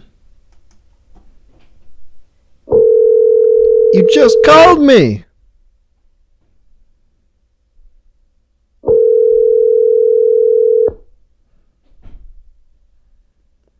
The Google subscriber you have called is not available. Son of a gun. Alright, I'm waiting. I'm not calling anyone. I refuse to have that embarrassing thing happen to me again where I call someone and they don't pick up. I'm waiting. I'm waiting for the call to come through. Gives me a second to drink my beer.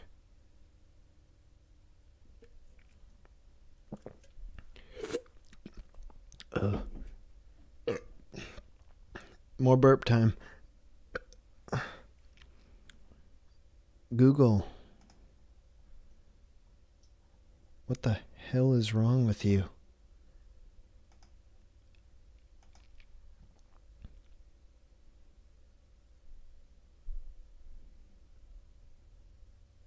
I'm getting pissed. Alright,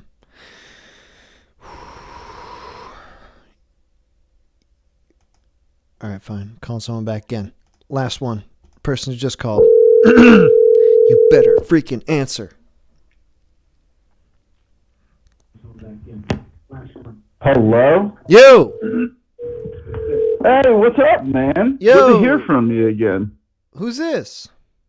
This is Dan from the Religion stream, buddy. What's up? From the... Oh, shit, Dan? Yeah, we got cut off once you asked, like, the most, I don't know, like, well-worded, introspective, grand question of all time. Oh, my God. And before, Thank you. Yeah, and then we were left with eternal silence. Thank you. Thank you for saying that I asked a good question. I don't remember it at all. Oh, God. It was so perfectly worded. It was about your personal experience with, like, your grandfather and stuff, because we were talking about, I don't know, releasing karma or whatever.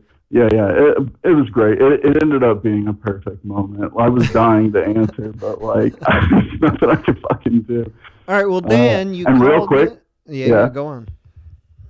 Oh, I was going to say, before I go into their SCHOOLIN, like my notes last time about the dreams is that, like, I found this little piece of paper, and the first line just says, Catholic Joe's entire life is a lie, like, created by the Romans, the Flavians, and the writings of Josephus. So, do you believe that? You don't. Yeah, I really do. Like, I think I think Jesus was real, but they basically the whole point of that movement was to quell the militaristic, violent, messianic Judaic movement at the time, which was saying that our leader is going to come and it's going to crush the Romans and it's going to lead to. And so they were like, nah, they want a Messiah. Let's make him white. Let's make him, like, turn the other cheek. Like, render unto Caesar what is Caesar's. Are you fucking kidding me? Like, what sense does that make? But, I do agree a little bit, and we won't get totally into it because this isn't the religion stream. Yeah. But yeah, I do think that is a big part of Christianity's success in the world, is that, like, its whole deal is about, like, accepting passivity. The terrible things that are going on to you. Right. And it's just like, it's a good thing for powerful people to latch on to. Just be like, yeah, that's what you should do. Just fucking take it, bitch.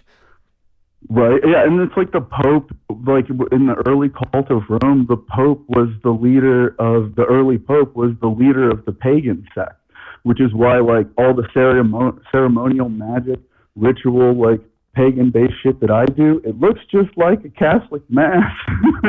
There's a reason for that, man. Like, it's just a co-option of paganism and a quelling of the Judaic movement so that they could reign supreme throughout history. So yeah, I don't know, man. You hear Check that, Joe? We're talking shit on you right now. Call back in if you dare. It's Boston, dude. There's nothing. Boston does a number on that fucking town. There's a church Okay, so anyway. Yeah. SCHOOLIN. What are your thoughts? I don't know, man. So you've got, like, I've got some weird stories in all departments.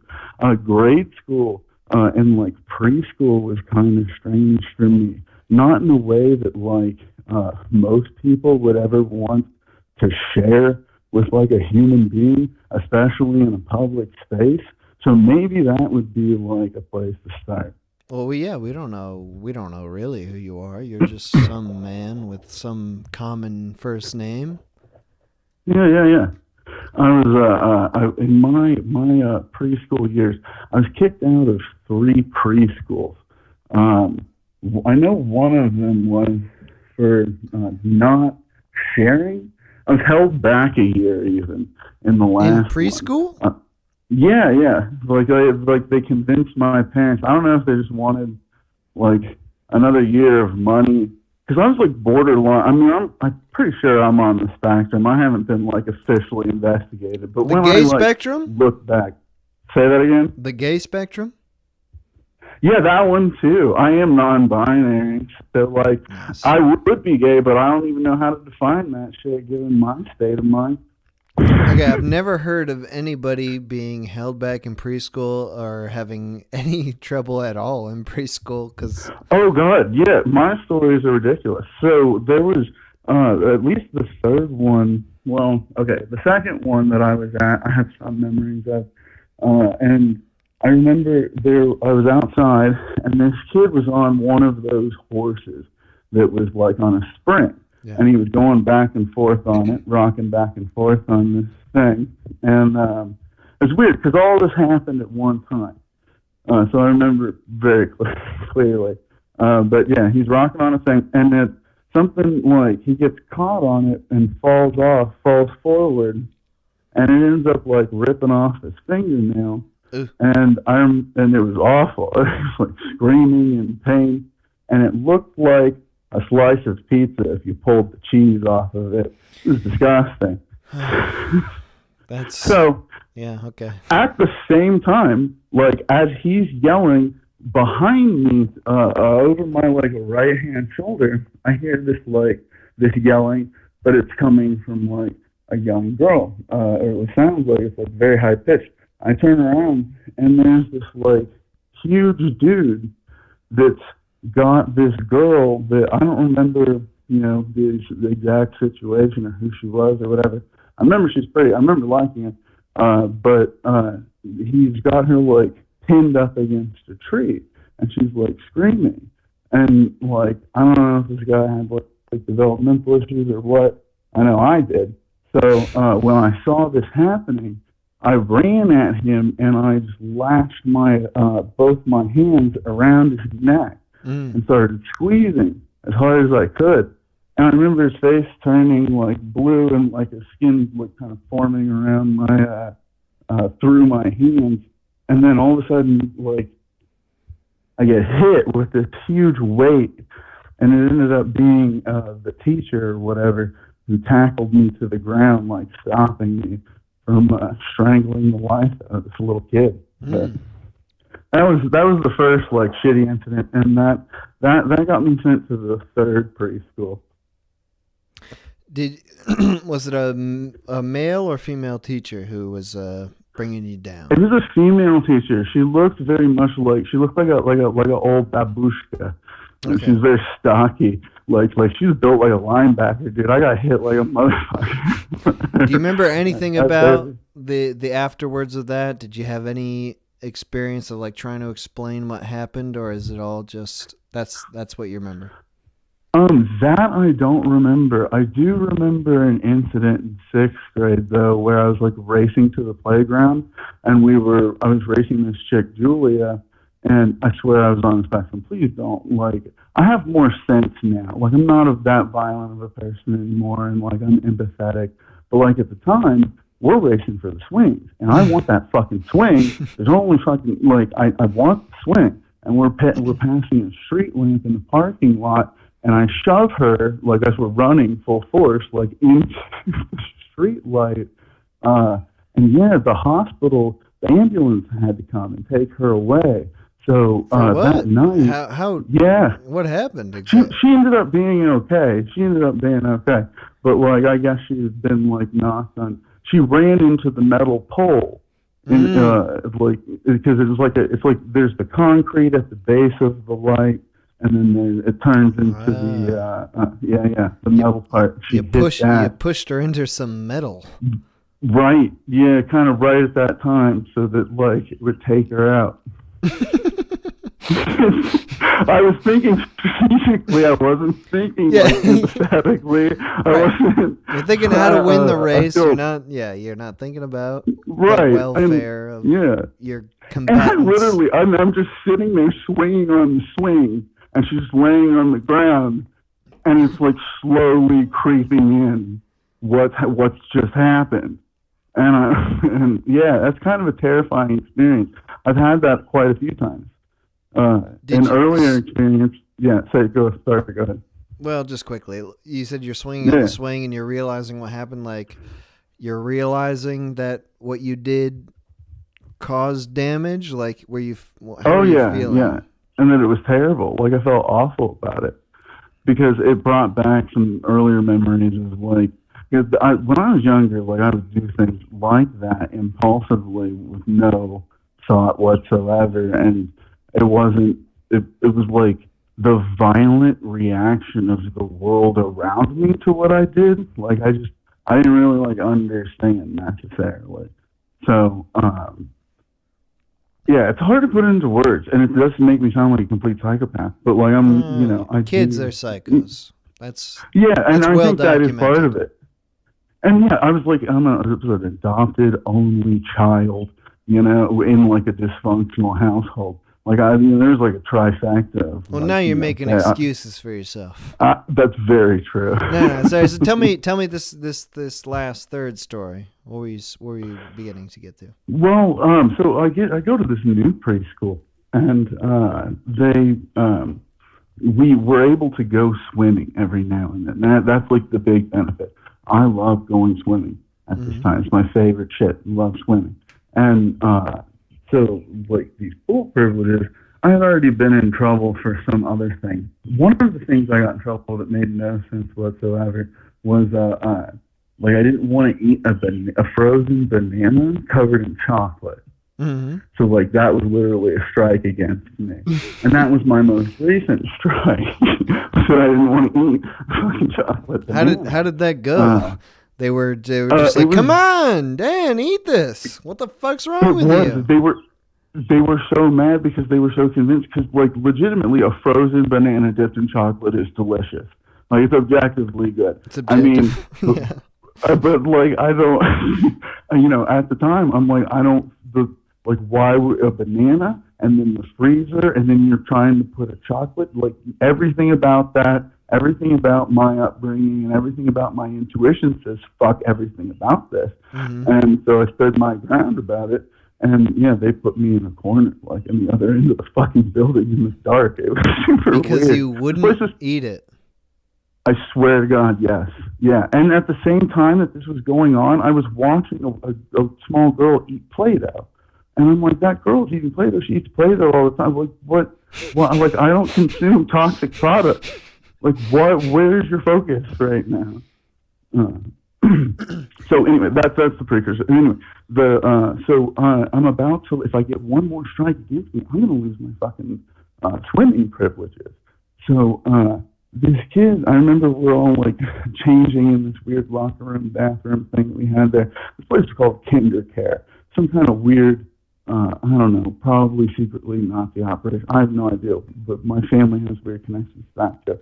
But so I'm in this strange thing, getting dressed, and I forget my clothes. I got to run out and come back, and I don't remember what this kid says to me. Oh, I said something. I said like crap or damn or something. I don't know. But anyway, I just remember him specifically doing that shit. You remember when that was like the worst thing that could happen to you? Like, oh, I'm about to go tell somebody about this. And that is exactly what he said. He's like, I'm going to go tell. And so, like something out of like a weird horror, like actually, like I lifted up the toilet seat and forced his hand down into it and slammed it onto his head 3 times. Oh no! Yeah. Oh no! And then he started crying so bad, and he was bleeding out of his nose, and then it starts to hit me like, oh shit, I did something terrible. So I start to wipe away the blood, and I'm like, I'm so sorry, look, I'm sorry, listen. I'm like, look, I didn't mean to, okay? But listen, you can't tell on me. We're gonna go swimming, okay? Just calm down. We're gonna go. Yeah, it was. That was my preschool adventures, and at least the ones that I remember. It was Dan, right? Right. Dan, a couple quick questions here at the end for you. Yeah. I'll wrap this up. How old are you now? I'm about to turn 36. Whoa, hell yeah. Okay. So yeah. What do you think, and this is the final question, is having these experiences as a young child, and you recognize that like you were very young, it's like young kids are crazy. They don't think like adults. They have their own whole thing going on. So yeah, so what is underdeveloped?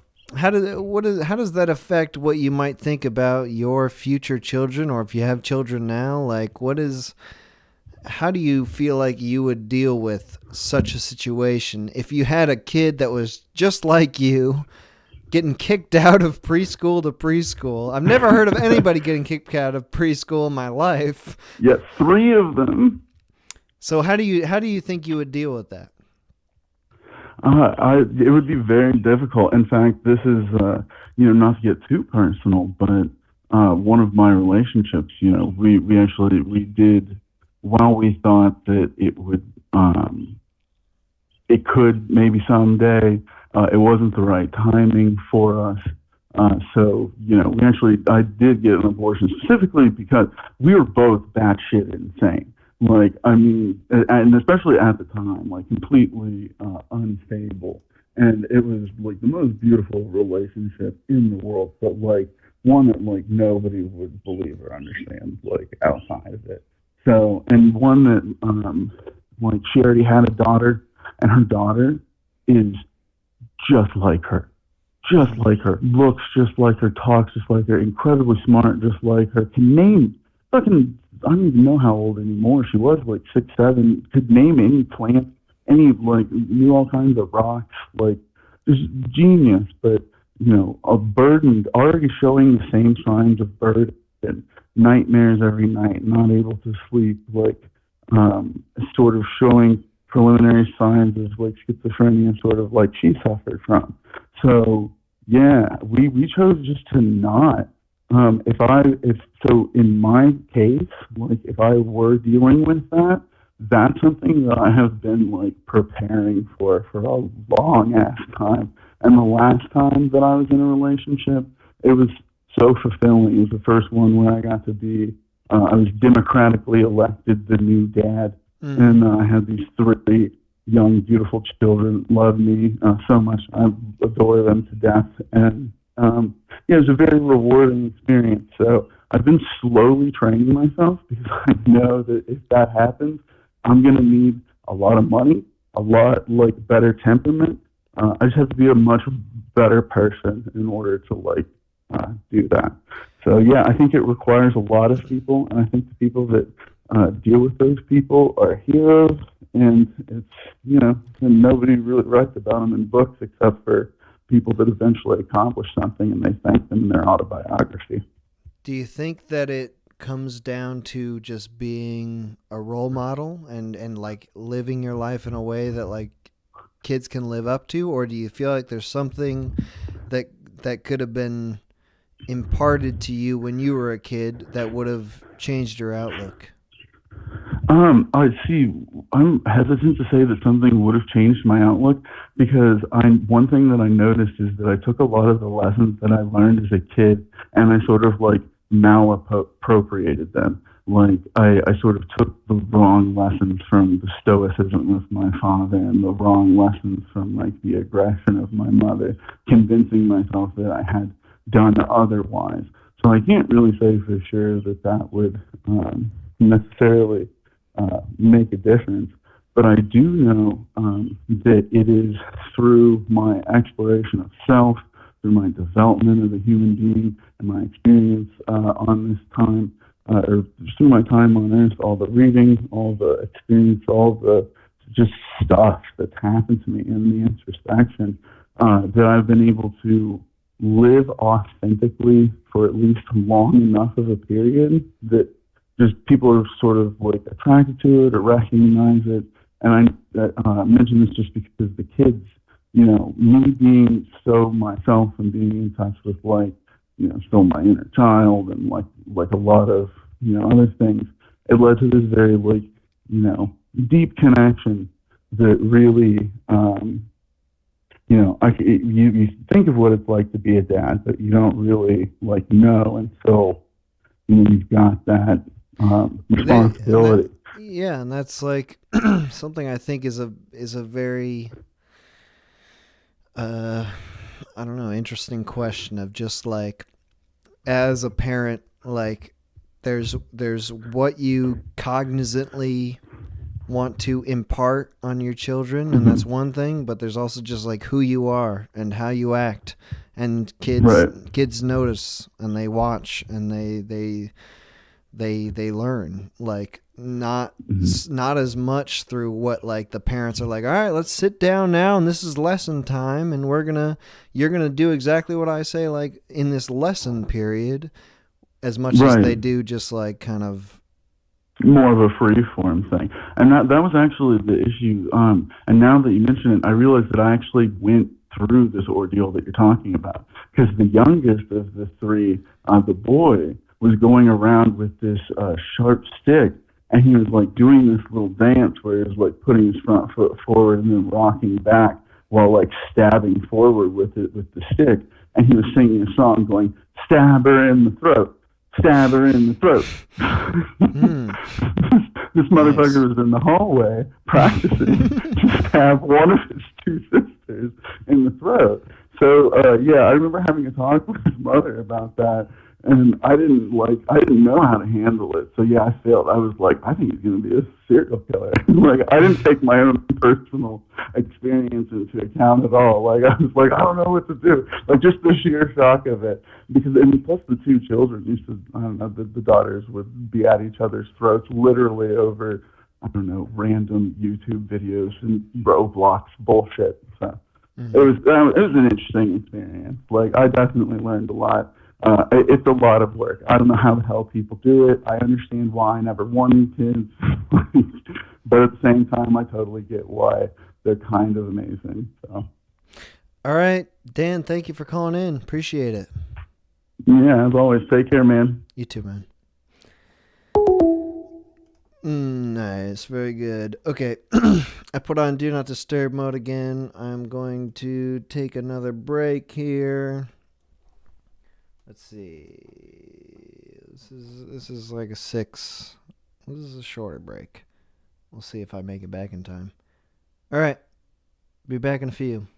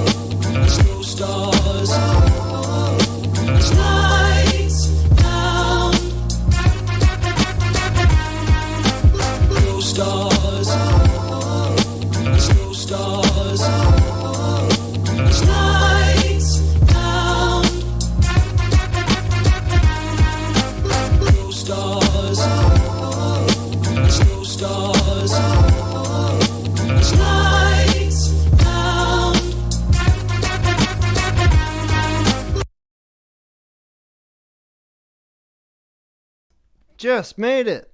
Just barely. Okay,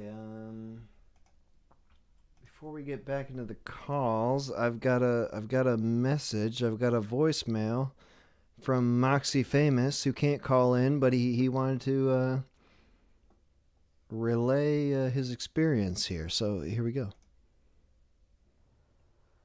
Hey man, sorry I missed you. Been working on this drywall stuff all day and can't really tune into the stream. Anyway, as you know, I was homeschooled as a kid, so I don't have much schooling experience. But I do have a pretty alright homeschooling story that I think I can tell. So, we were part of a local homeschooling group, and one of the things which the group did was everyone would get together at a public park every Thursday, so the kids would get some socialization and the mothers would get to gossip. This was called Park Day. One of the most fun parks was Calabasas Park. It was big, 3-tier metal and wood play structure, had a long, straight metal slide, tons of fields for sports, and there were a bunch of dirt BMX ramps, which some local BMX fellas had made there in a glen. And it was a popular BMX spot. It was listed on BMX enthusiast websites then in the early 2000s. It was a good spot. What us kids would do is we would go down to the BMX track outside of eyeshot of the Circle of Moms and play War, which consisted of splitting all the kids in the territory into two, and then spending the entire afternoon throwing fallen oak galls and dry gulching each other. And after taking a couple of dry oak galls to the head, I quickly decided that I wanted out of the fray, and I went off looking for other things to do at the park. Big park, plenty to do. Don't need to take oak galls to the head. Well, the war carried over into the next week and continued, and apparently the ammunition had graduated from oak galls to dirt clods. Hard, dry California clay. And at some point, a dirt clod was thrown which had a rock in it. And what do you know? It was my brother who had thrown that rock, and the head it had hit belonged to Steve, the Park Day bully. Steve was a nasty little piece, and so was his mother. What followed that incident was a long, drawn-out drama among the mothers, a threatened lawsuit, and a Park Day banning of Calabasas Park because apparently the park was the problem, not all the stupid, wicked children. Park Day never returned to Calabasas Park, and shortly after the incident, the BMX ramps were fenced off by the city for a number of years. So, if there are any BMXers who lost access to the wonderful ramps and track at Calabasas Park in the early 2000s, now you know the story. It was all because of a bunch of dumb homeschoolers playing War. All right, I gotta get back to this drywall stuff. Good luck with your stream, man. Hope it's a good one. Hey, thanks, Moxie. Thanks for the good luck wishes. That's rough about those dirt clods. Oh shit, Google's working again. Call from Bizarro Joe. What? To accept. Yo! What? Oh, hi. Who's this? Joe? Joe? Yes. You're the third Joe today. I'm Bizarro Joe, though, so I'm a chick. What? I'm Bizarro Joe, so I'm a chick. Yeah, you're a whole new class of Joe. I'm turning you up here because I can't barely hear you. Oh, I'm so sorry. It's probably the fact I mumble. No, you're good. All right, Joe, you're calling into the schooling stream. Did you have something you want to say about yo schooling? Well, I have a very different experience with school. I recently graduated with honors and all that stuff, but From which part? What level? From which? Just my associates. I'm going to a 4-year. Okay. In the fall, but it was all paid for, and I didn't have much trouble because I was a teen mom, and now I'm 32, and I'm the cool sorority chick because I can actually buy alcohol. Nice. You're the one that they look up to? Yeah, and it's been pretty awesome and pretty easy, and I feel bad for all these people that have so much trouble with it. But Well, okay, so wait. So what's your major? I'm going for English and special education. My oldest is disabled. Okay. And you haven't been having any trouble with school? You liked school? You like the education aspect of it? Yeah, I've been fighting cancer and had like 6 different surgeries so far just in 2 years. God damn. Yeah, it was easy. Like I said, I feel really bad for people who struggle. And the great thing is, like, the loans I have taken out, since I'm disabled, once I file for disability, they go away. That's pretty sweet. So my advice to everybody is just be a single mother with cancer, and you can just take advantage of the system. Sexy times, everything. When did you discover you had cancer? I found out in 2016. It started out in my uterus, and I got a hysterectomy, and then it spread to my feet, which is really weird. Your feet? Yeah. I've never heard of that. Cancer of the feet.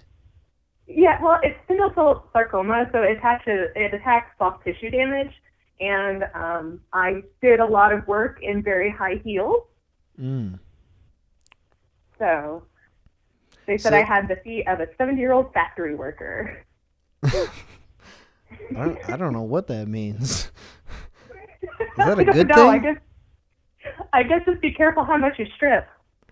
So school was easy to you in comparison to being treated for cancer? Yeah. I had drugs too, though, so that helped. I was high most of the time. What was your experience then, like, in going to school? Was it something right out of high school or something you got to later? No, I was raised in a cult, so, like, I didn't really get much education. I even thought, like, rabies was a common thing because they just didn't teach me anything. Joe, Yeah? you're all over the place here. You got cancer. You grew up in a cult. You love school. I know. I don't know what to ask you right now. This is a lot of information. I'm a bit overwhelming of a person. I've had sex with at least one person in chat right now. Oh my God, Joe! No, I don't want to hear that. That's going to give everyone in chat. First of all, I don't read the chat at all. Oh no, I'm not right now. No way. But God, you're gonna make everyone in chat horny for you, and God. Well, I do have an only thing, but really? Yes, I do. Joe, I dress up in costume. Holy mackerel! You are all over the place. Send me your OnlyFans just so I can. Okay, it's Mando Mills because I do Mandalorian armor. What? Mandalorian armor, like Star Wars, Boba Fett. You do like cosplay, OnlyFans, Star Wars? Yeah, and Moth Girl. I'm sorry. Seriously at a loss for words. I don't know what the hell I'm gonna ask you about, Joe. Okay, Joe, you take it from here. This is your interview now. You get to say whatever the hell you want. I don't have any questions to ask you, but just whatever you think is most pertinent right now. Go for it, Joe. Well, I just want to say that the special education system needs overhauled, and that's why I went into the field to begin with. I'm autistic, and when I was younger, like I said, no education, nothing. I tried to go to school, ended up married and a mom by the time I was 18, and people really need to understand the opportunities they have even just to go to school. And, it was so hard, and now it's really working out for me. And what do you do now? What sorry, I've already forgot. Like I'm thinking about the OnlyFans. That's not your only job. No, I work several jobs. I do a lot of charity work too. And how did that evolve from your schooling experience? How did your schooling lead to your professional work? Well, my professional work on OnlyFans, that was just leading up to needing cash for medicine. But my experiences before that with the cult and being a mom, and there's a thing called IEPs, individualized education plans, for children who are special needs. And I would go to these meetings, and I would pretty much almost get into fist fights because the system is awful. So I was like, fuck it, I'll do it myself. And so I started school. Wait, you started a cult? No, I started school. Oh, sorry. It's okay. I misheard you. Oh, the cult part just meant I got married as a teenager. My mom sold me for like $300 a month. What? Joe, what the hell are you talking about? It was a thing in the cult that I was raised in, that you got married young, to whoever got you pregnant, and that was that. What kind? We were divorced by the time I was 22. What kind of cult? All right, let's just drop schooling entirely, because this is just. There's a lot of topics to get in here. Let's just start with the cult, because that was what you were growing up with. How early were you involved in the cult? I was born into it. And it's a religious cult or a hippie? Yes, it was closely. It's kind of a backwater sect of Jehovah's Witnesses. Okay. Like, were you living on a commune, or was it a community, just like you drove to each other to the cult practices? No, they had buildings, they had kingdom halls and stuff like that, and then they would have like backyard events that were like bonfires and things like that. And that's where you got knocked up? No, my mom didn't want me to date anybody in our congregation, because then they find out that she was drinking. So she felt outside of the cult, and that's eventually how I got away from that part, but then ended up with like a pedophile. Joe, you're throwing around these buzzwords here. Sorry. I'm shocked. I'm shocked. Just pick one. You got to do this now. You got to run this interview. You got to tell me where. Give me the common thread of your life. I don't know where the hell to ask.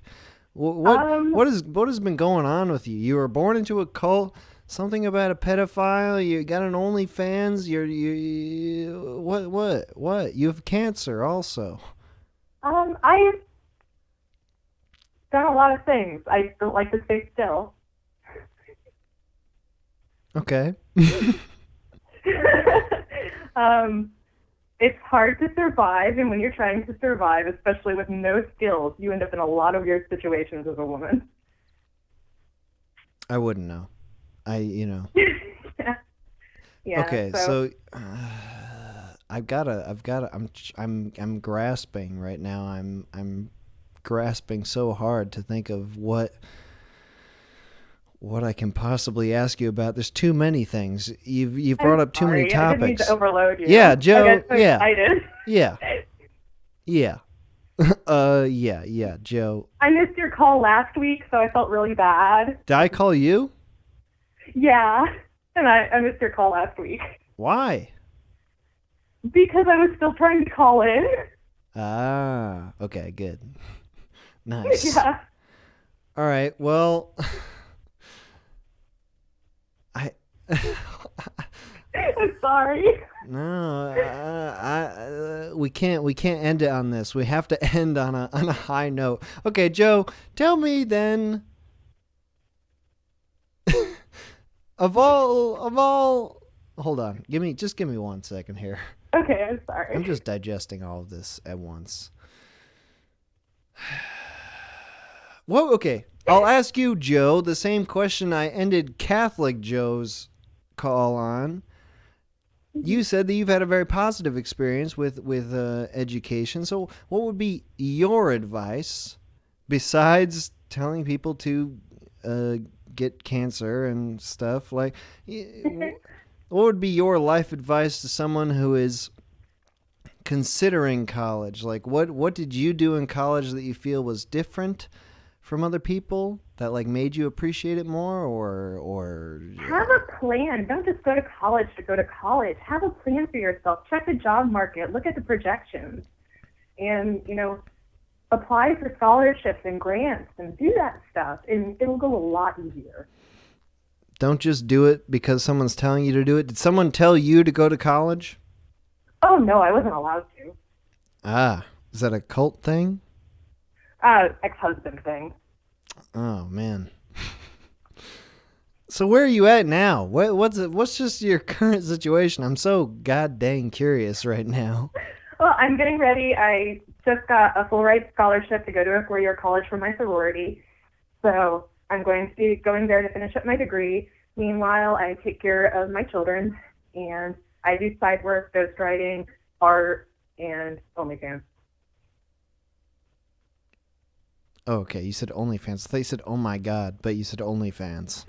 No, OnlyFans. It's pretty decent. How's that going? Pretty good. I think I've cornered a pretty unique market. With the Mandalorian armor? Yeah, I made it. Logan?